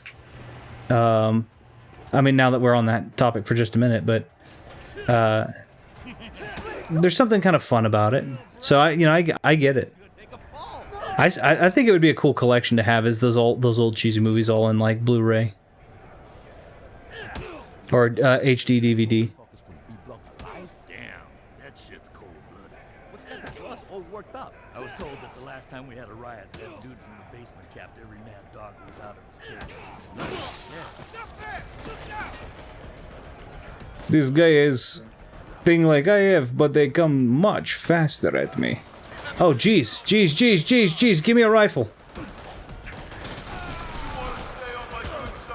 Can you? Oh, I was gonna say there was no way that was gonna work. I should know how to use that gun better than them. I'm Russian, and the gun that I picked was an AK-47, which is made by Kalashnikov, a Russian company. Good lord. You hear the boss bury some motherfuckers from P-Block 5? Damn. Pretty sure that's Mike Tyson Punch-Out. Hold on, let me see if I can... Hold on.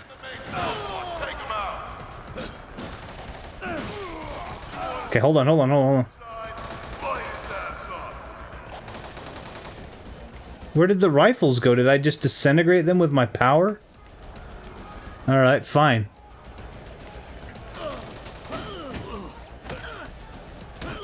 There we go. Best of luck for you.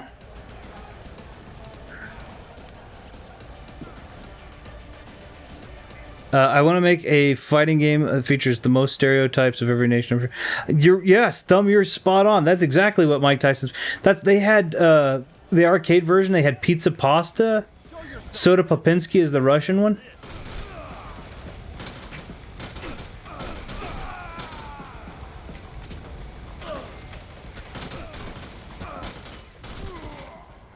Don Flamenco for the gentleman from Spain, the Spaniard. See, but that's where that breaks. I actually work with a woman. Very, very, very nice, very, very intelligent lady named. I won't give her full name, her first name, but I'll give her last name. Is actually Ruzikovsky, but believe it or not, she's Spaniard. So you can't. I mean, it's just one of those things. You can't kind of judge the book by their cover sometimes. She's very, very awesome though. She's Great. Whatever. You're right. He was. It was. Yeah. He was Vodka Drunkinski. Oh God, he's got a shotgun. You won't die. I didn't mean to do that. I didn't mean to do that. I didn't mean to get off, Ivan. Ivan. Jeez. Okay, I smoke now. Did not have time to light it. Let me try again. Okay. A cool trick. I make it disappear behind the gun handle. That's not giving your position away at all, Ivan. That's why you don't smoke, is the smoke can be seen coming from behind the cover. Okay, well, that's alright. It's like me, my name's Ash, but I'm actually half Jamaican and half Mexican. I mean, you can be. Is Ash a traditionally English name? Good lord, I couldn't say that.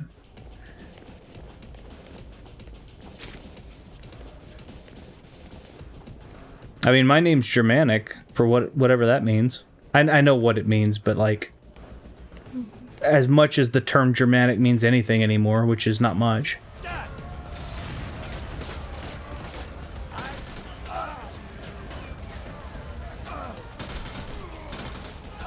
Oh, this hurts. I come back here. Good. This is I will say, this game is awesome. Molotov.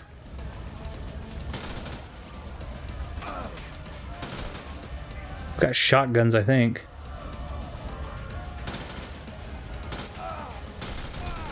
The blind fire was a little rough there.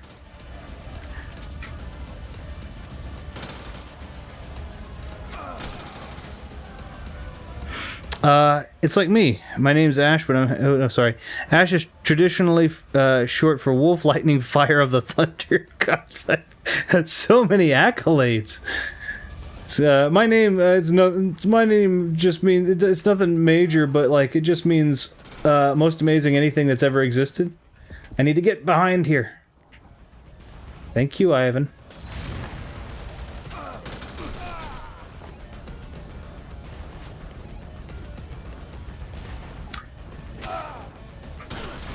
I shoot his leg off. Oh, who's hitting me with a shotgun? Oh, that guy. Hold on. That'll do. I do wish Nintendo could vary their racing games. I need another F-Zero or Wave Race, but I can see why they focus on Mario Kart. I agree. I would love to see... That cruising game was cool. I would love to see Cruisin'. I remember liking Cruisin' USA when it was in the arcade. It wasn't a particularly impressive. There was one. Was it 4x4 like Mojave Racer or something? It was on the Nintendo 64. It wasn't a Nintendo thing, but I really liked it. What is that? An M870 MCS. Oh, nice. Okay. I guess it's an example of being a consumer or video game lover, and you kind of miss out on possible titles in a franchise. I find it a bit frustrating at times. I agree with you. I think the thing... Let's see, those are only 2 games. I ask for every Nintendo Direct, and they never deliver. I think the sad I think the sentence that you said right there is accurate, but I think that the bigger example is that being or the bigger... Sadly, this is an opinion I have. I feel like being a... Oh, shoot! Thank you. I think being a video game lover is we don't have as many of. Whoops. I don't think we have as many video game lovers in the. I don't think the makers are video game lovers like they used to be.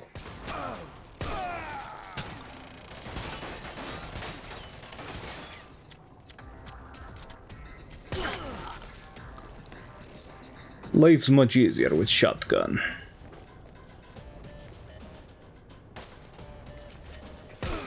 Cool. It's a lot of racing games look like snowboard kids. I don't think that the people that are making games are big fans of games anymore. Maybe I'm wrong. Maybe that's. I don't mean to sound depressing. Like, it's just I remember there was there are times back in the day where you could kind of see these. You're trapped. You're gonna drown in your own blood. Oops, I didn't mean to do that.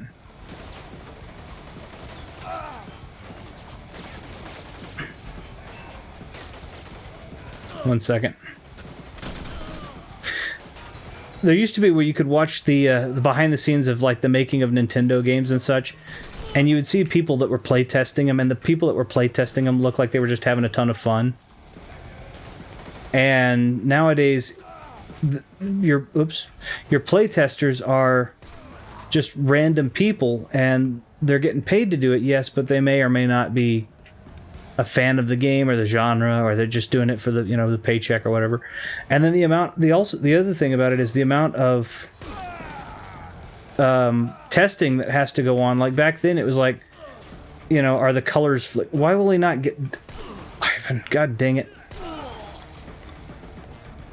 That'll do fine. It was one of those things where it was like, oh, you can take a look and see if you like this, or are we seriously glitching out? It wasn't really that big of a deal. Nowadays, since they're big 3D maps, you have to go around the edge of the map, and you have to determine whether or not you're clipping at any point, and that's not fun because some of these maps are ridiculously massive. I don't think people are having... I think the people that are making games aren't having as much fun being gamers anymore. That's just my personal opinion. There he is. A lot of people who talk about video games don't play them either. I think that's true. I think it's very true. F-Zero's kind of niche.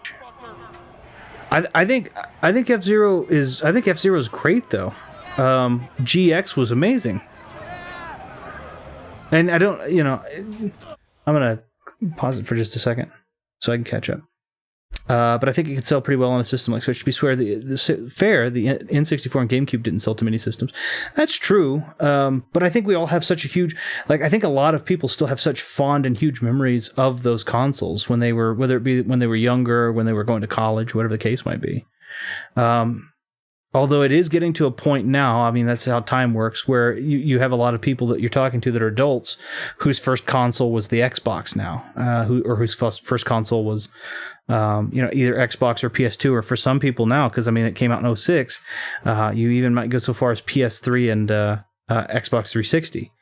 And, those people are, almost 20 years old, and Xbox PS2 is over 20 years old now, so it's kind of...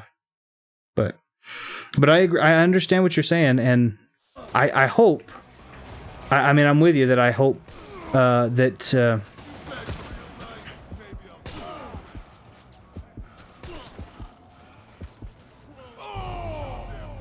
Oh, I guess he hit me through the crevice there.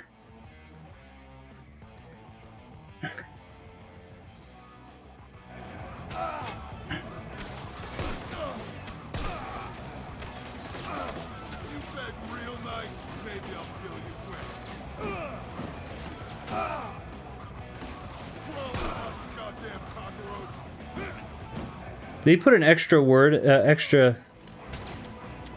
I think he put extra in that. I think he didn't call me a cockroach. I think he called me a cockroach, which is fine if you're saying cucaracha, but if it's cockroach, it's just kind of cockroach.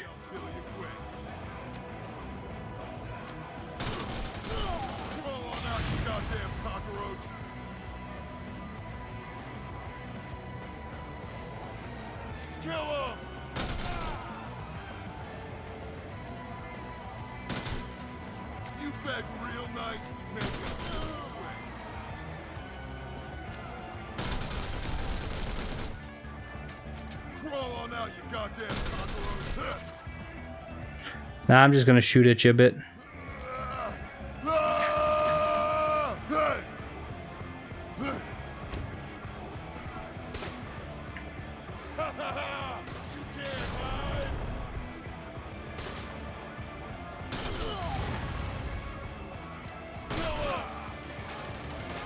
It almost sounded like he did the Dylan.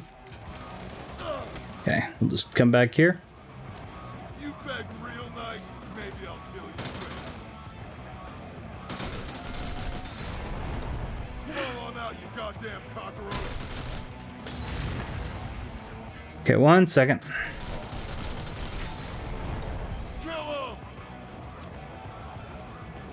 Man, that tuck and roll maneuver, that's going to be hard to beat for some guy. It's his size. You beg real nice, maybe I'll show you win.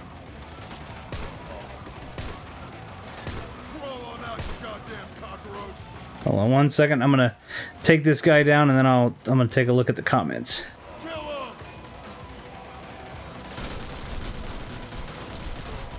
There we go, that was easy. There's a game called Red Out 2 that's just gone to PS Plus. Fun, futuristic style racer. Quite challenging, though. Nice! I have to take a look at that. His name is Molotov, and he throws Molotovs. These devs are creative. Yeah. I agree.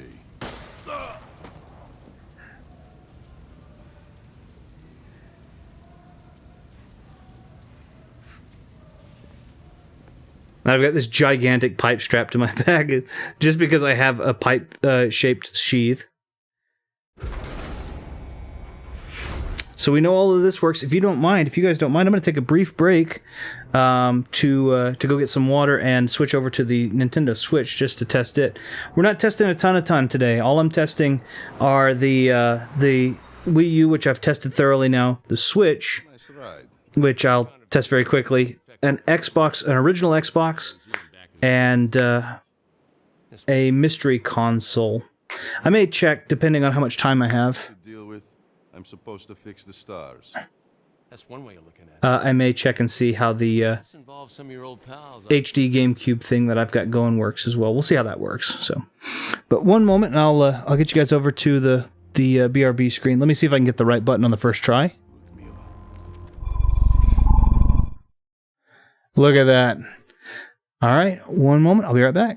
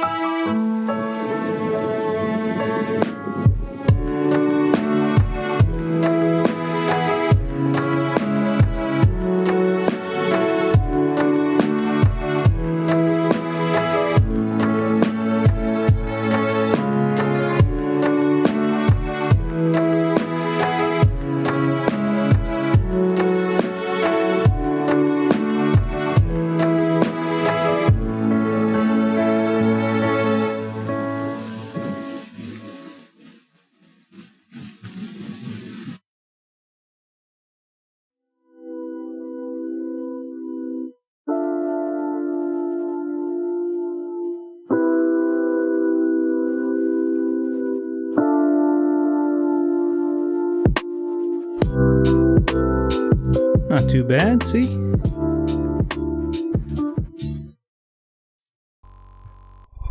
Hopefully not too bad, at least. Alright, let's see. Let me catch up here just to make sure I haven't been too far. What have you been playing lately? I've been playing Street Fighter 6 Hooked, which is awesome. Been meaning to finish an RPG game, been a while. Want to start taking notes on the older Final Fantasy and Dragon Warrior series. That's awesome. Those are awesome series. I need to go back and play some of the older Final Fantasies. Those games are amazing. Never got a chance to play Metal Gear Solid 3 or Metroid Prime. May play those for fun.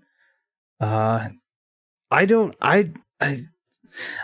like, those are super good games. I have a buddy that swears by Metroid Prime. I like Metroid Prime. I think it's great. I do think it gets maybe a little bit more hype than it needs, because it's a great game, but it's also very in the vein of a first person shooter slash Halo-y,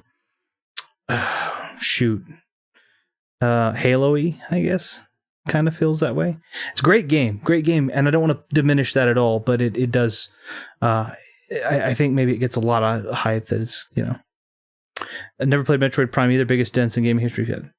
007 Nightfire, that game, in my opinion, is absolutely underrated. Link to the Past, great choices. And then 007 games, I love James Bond games. I may do a James Bond game marathon at some point. I love those. Good choice. Sadly, I must go. I have a few calls I have to make before my wife gets home. Oh, no worries. Hey, Omega, I really appreciate you coming in and talking, and it's always fun to get to say hi. I'm glad that we figured out what was going on there, but man, it was just great to get to talk with you. Hopefully, we'll get to see you soon in one of your streams, and we'll get to talk hopefully in between then. So, I hope you have a wonderful rest of your weekend. My best to both you and the missus. Thank you. I'm going to try. I was going to say I'm going to pick something. Let's see. Oh, by the way, I'm going to throw this out there. Yeah, hopefully so. Hopefully we will talk soon.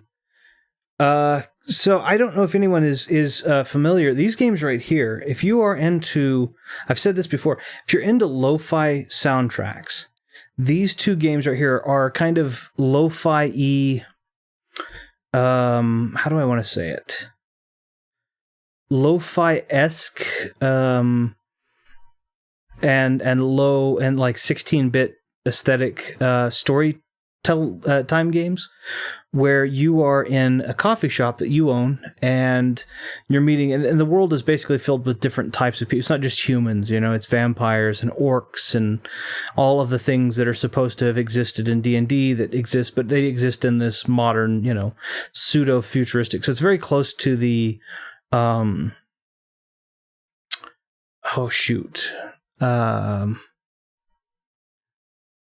Shadowrun, I guess, kind of world, but a lot nicer, a lot more tame. The Shadowrun world is chaos. And you actually get to kind of sit there and listen to their problems and see if you can help, and so on and so forth. It's very, very nice. But the music, the soundtrack of these games is absolutely Jeremy Andrew, I can't remember which way it goes, but absolutely amazing soundtracks. If you are not a fan of the games, but you just like lo-fi, I highly recommend purchasing just the soundtracks. I think they're like $6 a piece, and they're worth it. They're absolutely worth it. Do you know vampires are actually based on the mysterious man John Vampire from it? That is not a true fact. Vampires have origins dating back so many thousands of years.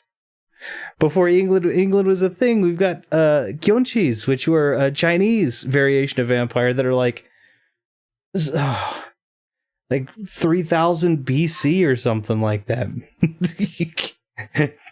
God dang it. So the question is, what am I going to play on this? Obviously, I'd like to play a Switch game, but I don't know. John traveled around a lot. It's okay, trust me. I wanted to play a Switch-specific game, so I was going to play something like Tears of the Kingdom, but I don't have all of the... Yes, it is. This is Tears of the Kingdom. I have not played it. Anna has played it, and she seems to like it, but I have not played it.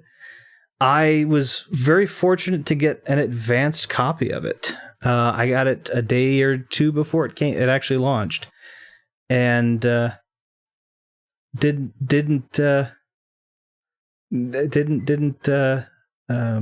wasn't able to actually get around to playing it, but Anna was, and she was able to give a review to it and all that. So I actually have a pretty decent game collection, but the problem is, for some reason, none of them are downloaded. So that was where my trick kind of happened.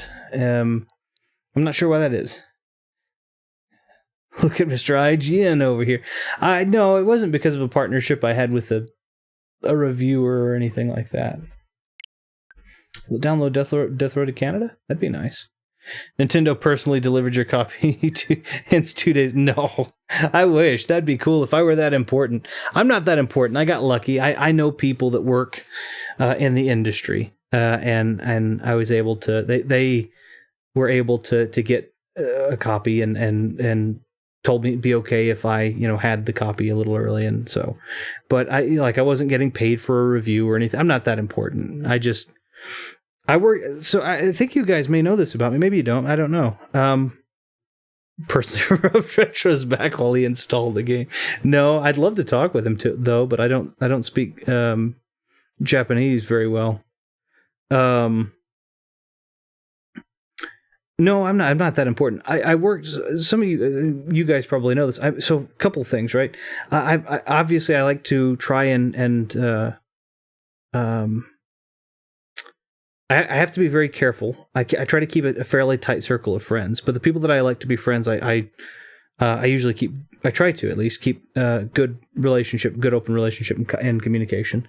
And I made, a friend or two in that same vein when I worked in the gaming industry, and slightly after I worked in the gaming industry like 15 something years ago, and so.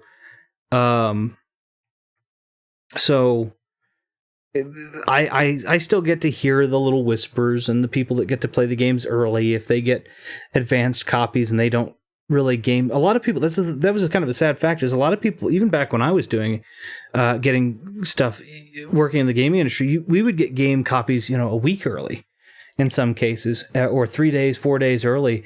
And like half of the people would like sell the game when they got back home. They'd sell it for once it was legal to do so, and they wouldn't be breaking street date, they would sell it. And I would always keep them play it. Well, so now those people that would normally sell it don't get anything anymore. It's not very much. Worked at Sony when they launched Parappa the Rapper. Not quite that far back, but I didn't work at Sony, but not far off.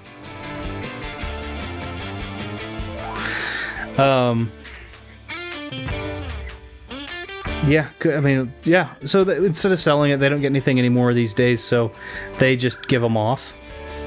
So I guess we're going to test it with Death Road to Canada, because it was a quick install and it's fun. If you don't know, this game's really fun. So just showing you, this is custom characters. And you can actually make, this is what your little character looks like. And you can actually change what they look like, what they're wearing.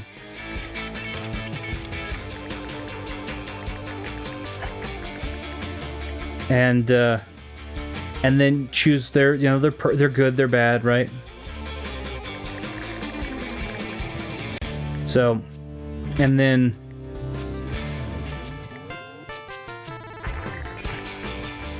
you have goods and bads, right? Yeah, rip others off, rip the group off, ticking time, rip the group off. So you can actually choose oblivious, right? See, benefit is may ignore despair, but also they don't do well for perception wit. This is really cool. Paranoid, right? May identify traits in new recruits, always on the lookout for danger, but can be a real grumpus. So you can make these characters, practical, boring personality. That's funny. But anyway, you can pick these, and then what you can actually do, is when you go out on the road, you can actually encounter them at random. So you can actually make your own characters and then encounter them at random. I'm going to pick this slot right here. And we'll just leader. Let's leave him like that. Buddy's Elizabeth. No, with Buddy. Random. Just do some rolls. Okay, we've got...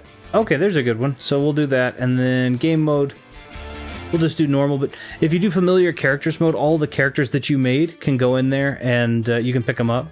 Rare characters mode, I don't know what that does for. I don't know what these do. Start with 4 people. You can actually play... Oh, okay, gotcha.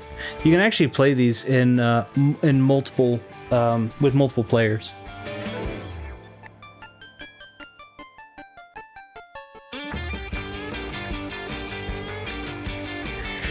When I used to travel the mean deserts of Scotland, I'd get into all kinds of adventures, just like this game. Nice. I don't know. I mean, I've never been to Scotland, but I don't think there are deserts there, but maybe there are. I don't know. Ab hears rumors that Canada is a safe place, free of the threat of zombies. With nothing to gain from waiting around Florida, he decides to brave the death road and travel north. Scavenge for all the ammo you can, build up the skills of your team. You'll need to become stronger. Someone has filled your car full of hockey sticks. This must be some sort of Canada Day prank. Something stirs in a giant nest of hockey sticks. A large rodent pokes its head out of the pile. Let's ask him to join us. The group accepts Beaver to the team. Beaver joins the team. Onward to Canada. So we now have a third, which is Beaver. I love it. To start this journey, the group decides to grab some supplies from a nearby location. In order to survive the death road, you'll need to hoard as many supplies as you can. You'll also need to find ways to train and grow your team. A quiet factory, please. The group finds a runway down the factory. Like most factories one would see nowadays, sometimes people try to set up a safe hideout in a factory side closet, but this usually doesn't end well. And so our zombie forecast is that they are sparse, sluggish, and it is near noon, so they shouldn't be too upset. And because we have hockey sticks galore, everybody gets a hockey stick weapon. And heck, you know what? Heck, we'll give you a flash. For those of you with thumbs, we'll get a flashlight. I'm a doctor, so I get a scalpel. Ardith is a mechanic, I think, so she will get a wrench. And the Beaver's a beaver, so he'll get a hockey stick.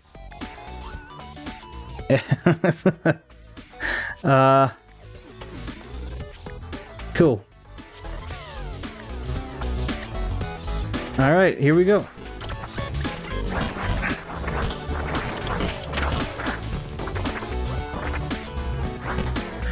I look like Gene Shalit. I'm tired. This looks kind of cool. Why is it on PlayStation? I think it might be. I could be wrong. But I think it is on PlayStation. There we go.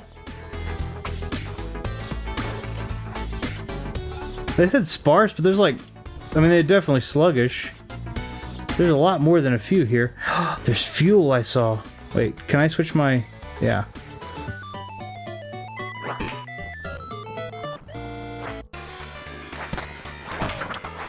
I'm gonna be the beaver.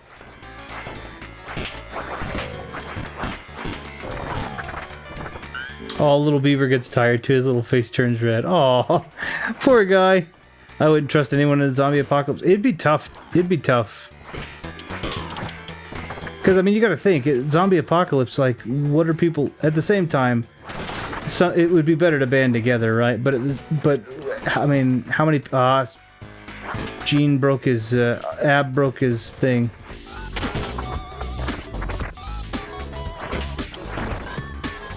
Alright, now let's go this way, guys. I mean, to some extent, like, what are people doing, gonna do to survive? But then, to the other, you never know. Banding together, man. Ooh, a lead pipe. I'm a beaver, so I can't pick it up.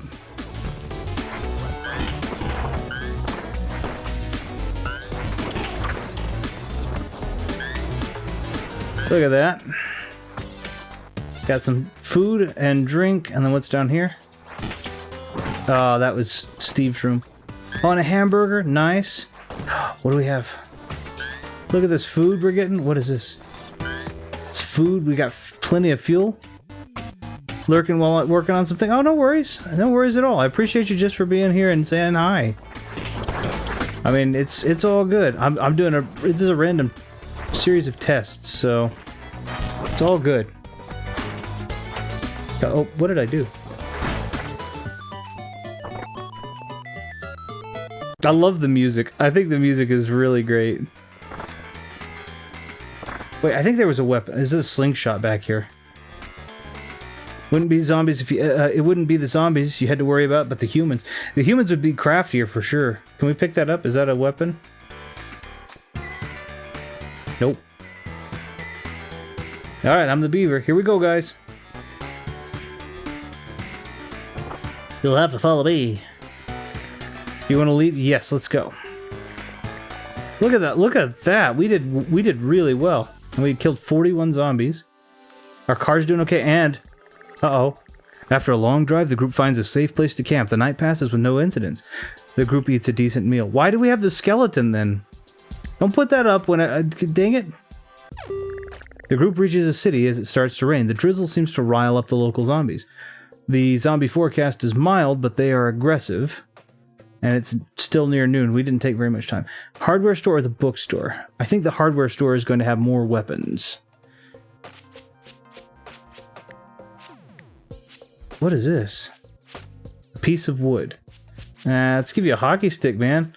Somebody filled our car full of them. We've got plenty to break. That is, yes. I remember. I was thinking that too, but I didn't want to say it just in case it was like a reference too much.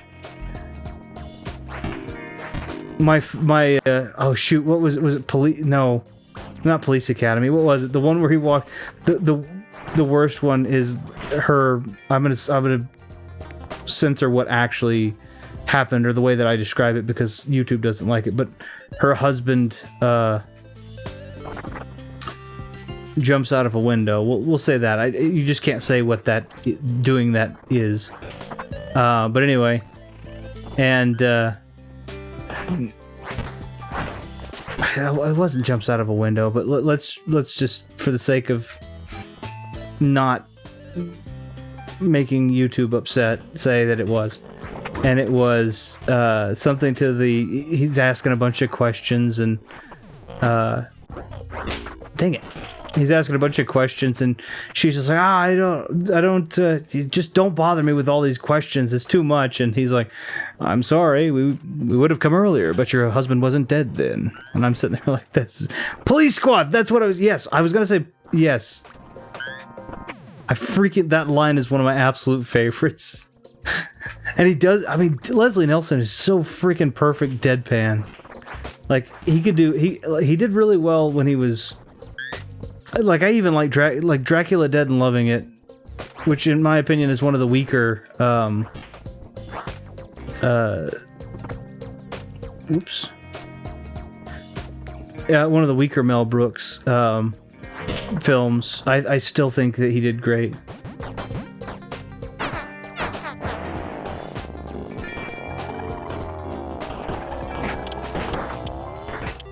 Oh, I forgot you got to keep hitting it. Good lord. Yes. He's just brilliant. This cat doesn't taste that bad. The group stumbles upon a Swoloflex home strength and fitness machine, trademarked. You don't see much of this anymore after the lawsuits against it and the government ordered recalls. Pick someone to use and probably get killed. Well, Ab, obviously, because we got to have our mechanic and our beaver. Machine starts its patented automated total body bodybuilding regimen.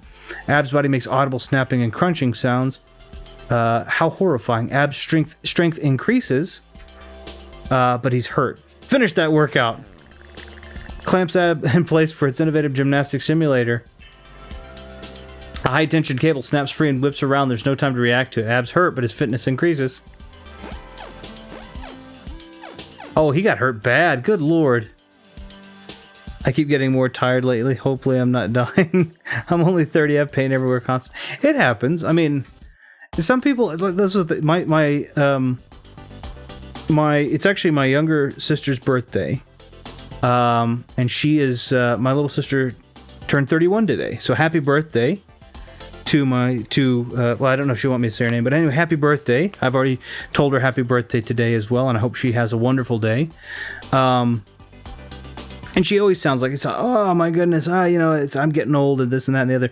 And of course, I'm older, and I'm the eldest, in fact, of us, and I feel great. I feel really good. So it's not like it just happens. It's not everybody's gets perfect. Not everybody gets bad. It's just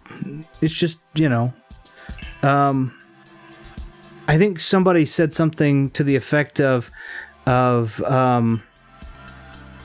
the best thing that you can hope for in life is that you die optimally, which is that every moment that you're progressively getting older and closer to that you die optimally.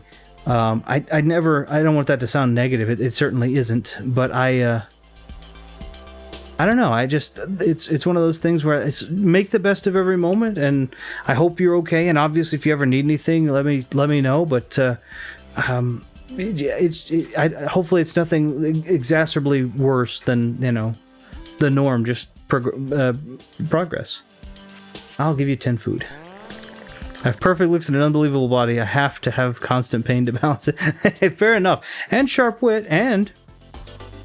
Comedic genius, and you're very quick. So a lot of benefits. The group pays to stay a night in the inn. It's comfortable. No one wants zombies creeping while they're sleeping. So I don't know why that had to be the laugh. The innkeeper serves up an amazing breakfast, and I'm humble. Yeah, I'm the most humble though. I'm the most non-competitive you'll ever see. Oh, Ab tries to help who, but lacks medical supplies. When traveling down a peaceful yet boring stretch of road, Beaver sees a weird cloud. The cloud looks just like your impending doom. What a bummer. His morale decreases. I didn't know what to pick. They were all bad. Outside of Canada, the most of society and civilization has been destroyed. You can still find people engaging in trade, with preserved food being a new currency. You have 3 food left. You run into a trading camp. No, I need food, so I'll ignore. Only we knew about throwing chairs when the zombies first showed up. I don't know. I don't imagine she's very coherent, rather. The group finds a new person, Tare. She is alone. She wants to join the team. She claims to be great at fixing cars and machinery. She promises that if something breaks, she can fix it. We will let her on because we do actually have a mechanic, but we don't know if she's any good at anything yet. Actually. She's not happy. The group gets confused when driving through a forest. They stop at a cabin to figure out where they are, but they get trapped by a roaming horde. Siege alert, there's no escape, and it's a moderate horde size. It's going to take an hour to get out of this. But we have a 4th person. We've got Tare, and Tare can carry a hockey stick, and I'll even give her another hockey stick. Beaver, you get a piece of wood, buddy. Don't eat it. Ardith, the heck kind of name is that? You have a frying pan? That's pretty good. Ab, you keep that. We need health for you, bud. Can I see what Tare looks like? Oh, we know her morale sucks. Dang. Ab decides to take Tare says, no, that's not what happened. It didn't, I swear. Oh, sheesh. They put us right into the thick of it, didn't they? So, in this case, we just have to survive the siege. It's a moderate-sized siege, which means it's the biggest one we've encountered thus far, but only Ab is probably going to die, so we should be okay. Maybe not. I mean, maybe more of us do. Who broke the thing? I gave you more.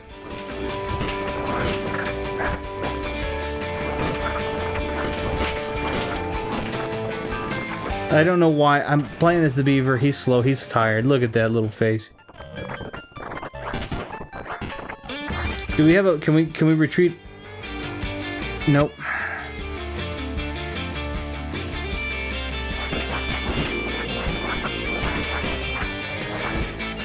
Okay, hold on. Let me see if I can... Who broke their...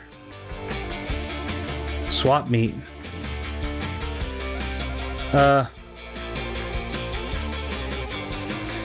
Okay. Wait, who... Okay, hold on. I've got claws. She's still got... Oh, she broke one of hers, but she's okay. We don't need to go to swap meet. We're fine. We're fine.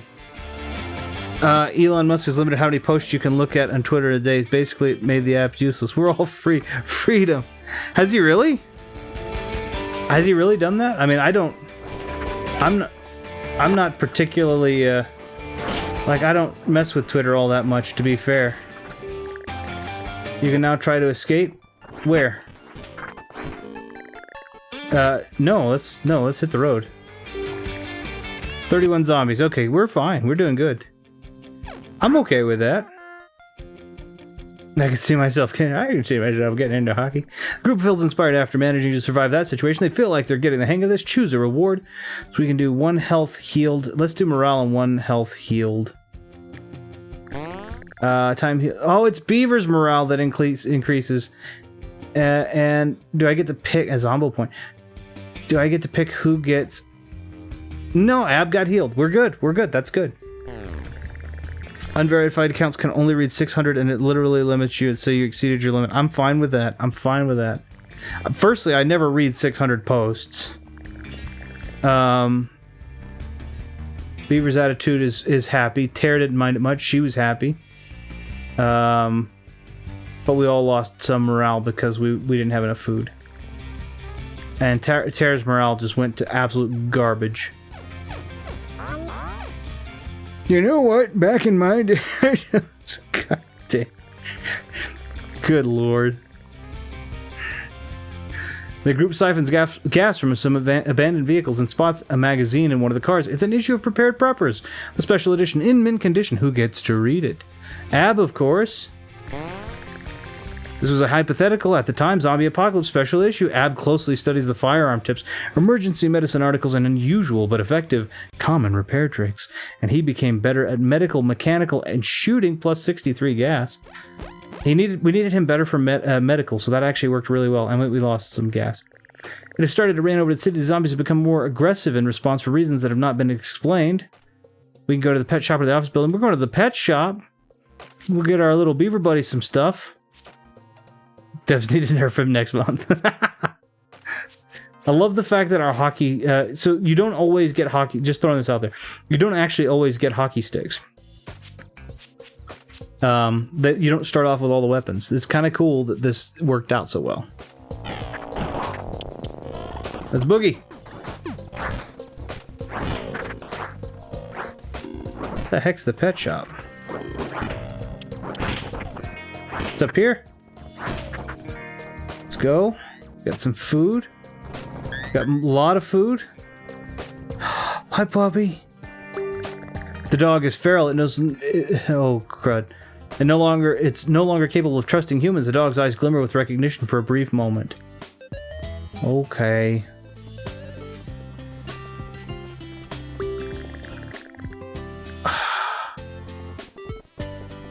That's so sad.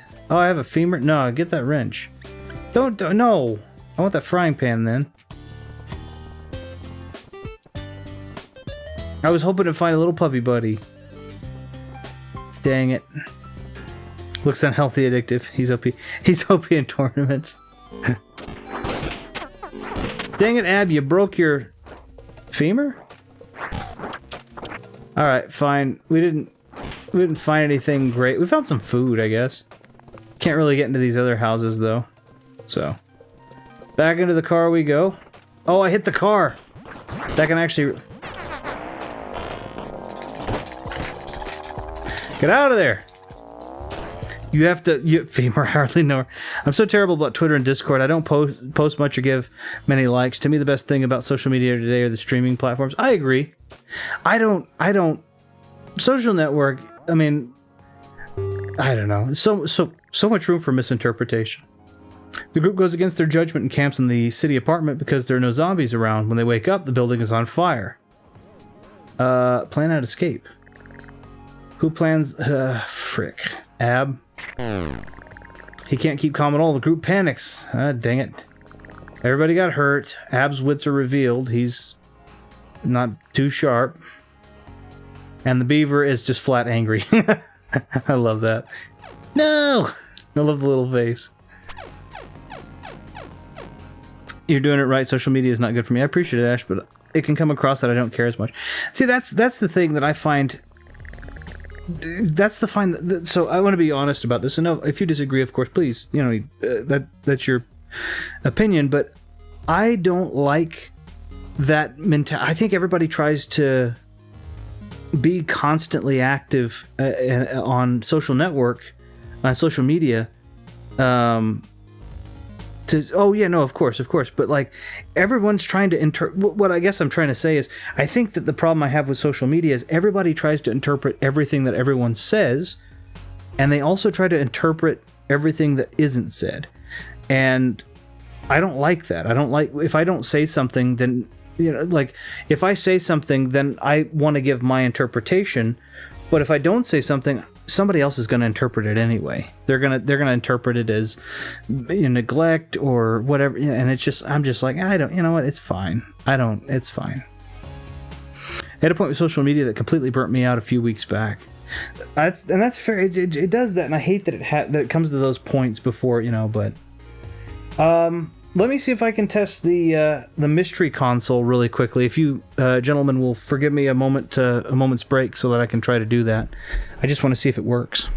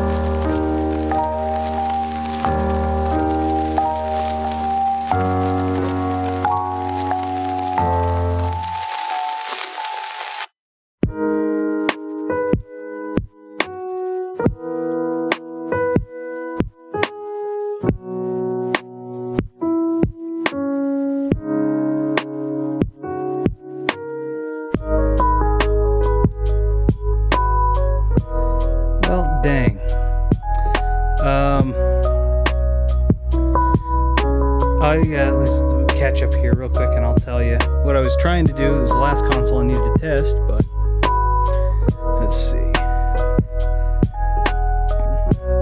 I'm gonna cause a riot right now on YouTube. The mystery console is the Amico. No, I wish. He's about to reveal the Sony Nintendo. It's back. I wish I had one of those. It'd be awesome. Would not sell it to visually. No, I was excited to put up was here's the question: should I spoil? Should I just tell you what the console is, or should I leave it a mystery until I can get it going? Because I'll give you an idea. It works fine. The console works. I actually just messed with it, but it's having trouble going into my splitter and through my capture because of it. And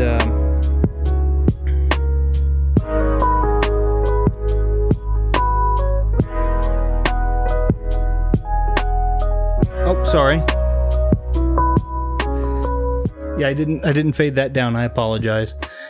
Yeah, I was gonna say, should I tell you what it is? So I couldn't get the console to. I can't get it to stream. I can get it to work. It works just fine. In fact, looks great. It was working just the way it needed to work.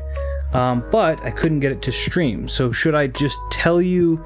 Thank you for letting me know that, by the way, Thumb. I had forgotten to fade that down. Still loud.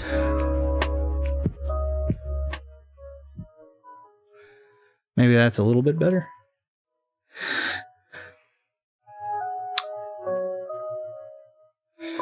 No, the Atari. I do have an Atari 2600. I have a couple of them actually, including the one I grew up on, and those I don't have hooked up at all yet.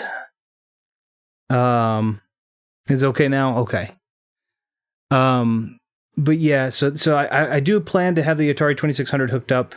I know how I'm going to hook it up. I'm looking right at the, I had to get a good VCR DVD that's going to do it. I can reveal it. The question is, do you want me? I can reveal it now if you want. Let you know what it was, or I can just work on it, and then when I come back the next time, I can try and have it live. It's up to you. If you would rather just have me drop it out. No, my Odyssey is not hooked up. So I'll give you a hint. It's a relatively new console. It's not a super old one. Although like I said, I should have all these super old ones hooked up very soon. I'm super excited to do that. I've got an Intellivision with the Atari 2600 side dock on it right now, and I really want to play that on the stream. I want to play Pitfall really bad on the stream. I've got my childhood copy. It's not an Evercade. I do have one of those. I've never tested it to see if it worked. I bought it for nothing. I think $20 I think is what I paid for it. And it's got it's got a Street Fighter 5 decal on it with Ryu from the. But it's not that. I should work on that though. I'm looking at it. I didn't do anything with it. I bought it for. By the way, if you're asking why I had gotten it for $20, it's because the pawn shop didn't know what to do with it. They didn't know how it worked. They're like, it doesn't come with any cables. I'm like, that's cool. So did someone say Street Fighter? Relatively new, but not new. I don't want it to be I don't want to be super misleading. It's certainly not new. It's definitely older. Oh, you nailed it. It wasn't the Vita per se. It was the PSTV. I'm awake. It was the PSTV, which played the Vita game, and I was actually going to test several of the games on it, and it works brilliantly. I've got it hooked up. I've got a PS4 controller linked, but it doesn't want to relinquish. You have one as well. That's all. I've never heard of anybody else having that. It's so I feel less alone now. I thought it was the coolest thing. Like, I actually really loved the Vita. I still like the Vita. Yeah, so it doesn't seem to want to do HDCP. It doesn't seem to have a toggle for HDCP, and so I don't know. I guess I'll take a look at it and see what I can. I mean, obviously I could get a cheap splitter and just run it into the splitter and then do that, and that'll strip the HDCP out of it. But I wonder if they put something in it that helps make a.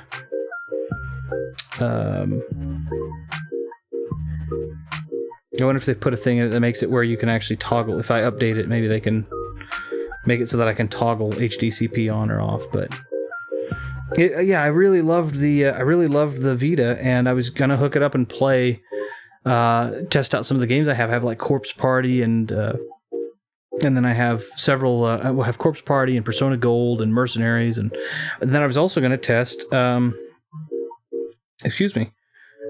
was also going to test some of the retro games that I have downloaded on it, like Wild Guns or Wild Arms, and But I don't seem to be able. I can't seem to do it. The stream. So I don't have one of those. That seems like that would be fun, but I haven't gotten one of those yet, sadly. The retro consoles I was going to hook up into, like I said, I now have a DVD, VHS DVD player that I can actually hook all of the retro consoles into. The super retro, so the Atari 2600, my Intellivision 2, all that kind of good stuff. But yeah, I knew what you meant. I said the same thing. I don't know the difference. I mean, like, I get it, but I wish I had one of those. I don't have one. Anything you see streamed from me is probably just straight from the PC. Mister, I don't know what that is.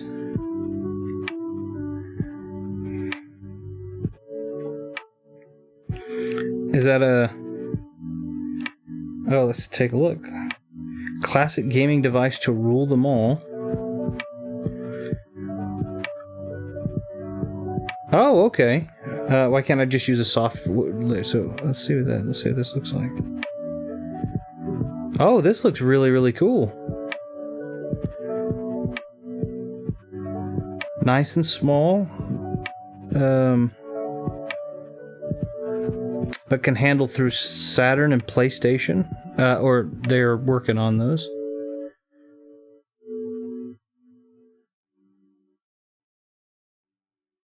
That's really cool. That's super cool. I'm looking at it with Neo Geo Core and Metal Gear X, Metal Slug X, excuse me, being tested. That's really, really cool.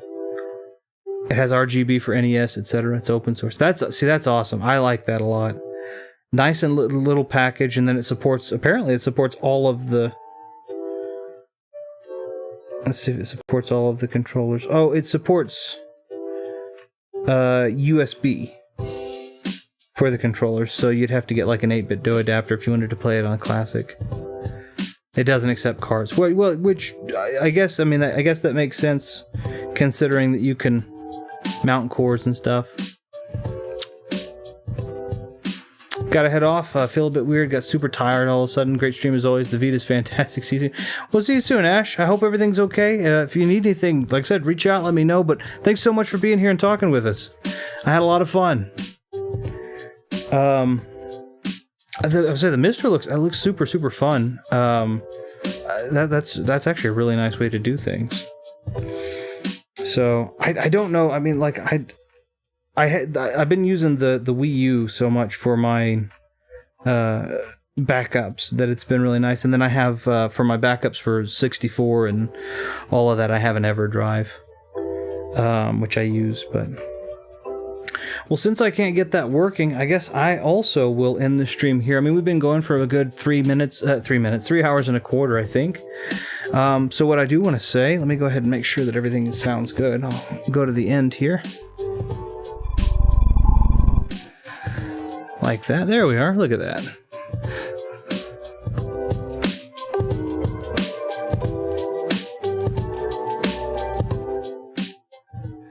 There we go. What I will say is thank you to everybody for stopping in. Thank you to everybody who stopped in. So a big thank you to Ezio Triforce, Ash, obviously, from Ash Talks Games, Thumb Bros, a huge thank you to you, Omega Ace Gaming, and Celestial. A 3-minute stream, that will be the norm 20 years from now. Nobody will have the attention span for anything longer. You're exactly right. But I do hope, I know that this was a long stream. I normally stream for a couple of hours at a time, and I know that this one was also kind of sporadic. I'm testing stuff out, trying to make sure that it all works, and it seems to, like, 98% of it work just fine, so I'm pretty happy about that. What I will be doing is hopefully this next stream that I come up with will actually be a cohesive stream. What I would ask, though, is if you have any suggestions that you would like. I have a couple of games, that I need to complete, which I will happily get back in the groove of and try to practice offline so that I can jump into them fairly seamlessly. Those games being Banjo-Tooie, KOTOR 2, and Order of Ecclesia from Castlevania. But I will need to practice those offline to get back into the swing of things, because traveling and having to do all of these adjustments make the random streams more accessible to me, and as a result of that, I kind of have to shake off some rust from these long-form specific games. So my ask is that while I'm practicing these offline, if anyone happens to see this poster pre... saw this poster pre its YouTube debut, that you just send a thing any way you want to. It can be a comment, it can be a message, it doesn't matter. Whatever way is easiest for you to get it to me. And let me know what you might like to see done on the channel. A game that you might like to see me try, or something that you might think would be fun to watch. Maybe it's a struggle, maybe it's something that's really fun you want to share. Maybe it's a game that has a lot of meaning to you, and maybe we find out that it has meaning for the both of us and we both enjoy it, and it's just something nice to put out there now that we know that most of my stream setup is working. That'd be my only ask, is if anyone has an idea. If not, I'll pick something up. I'm sure that hopefully will be fun for everybody, and we'll just hang out and have fun and talk as we normally do. But other than that, a huge thank you to all of you who have shown up and spoken with me. A lot of thanks to those of you who show up after the fact and take a look, take 10 minutes or 5 minutes or heck 30 seconds just to see what I'm up to. I really appreciate that. And I hope that all of you have a wonderful weekend, a wonderful rest of your Saturday. And if you are in America, a ridiculously good 4th of July, because that's always a lot of fun. And Thank you for being here, Thumb. The stream is not the stream is fun. It's fun to get to play games, but I can tell you that the people that make the stream special, it's not me, and it's not any of the combination of games that I play. It's people like you that are willing to come in and talk and interact and make things dynamic. So I really appreciate you for being here as well. But I do hope you guys have a wonderful weekend, a wonderful Saturday, and a wonderful Independence Day, 4th of July. We're not there yet. Just to throw that, to say we're getting close to the tricentennial, but we're not. We're still about 53 years away from the tricentennial, so we're not there just yet. But any which way, I hope you have fun. We'll see you soon.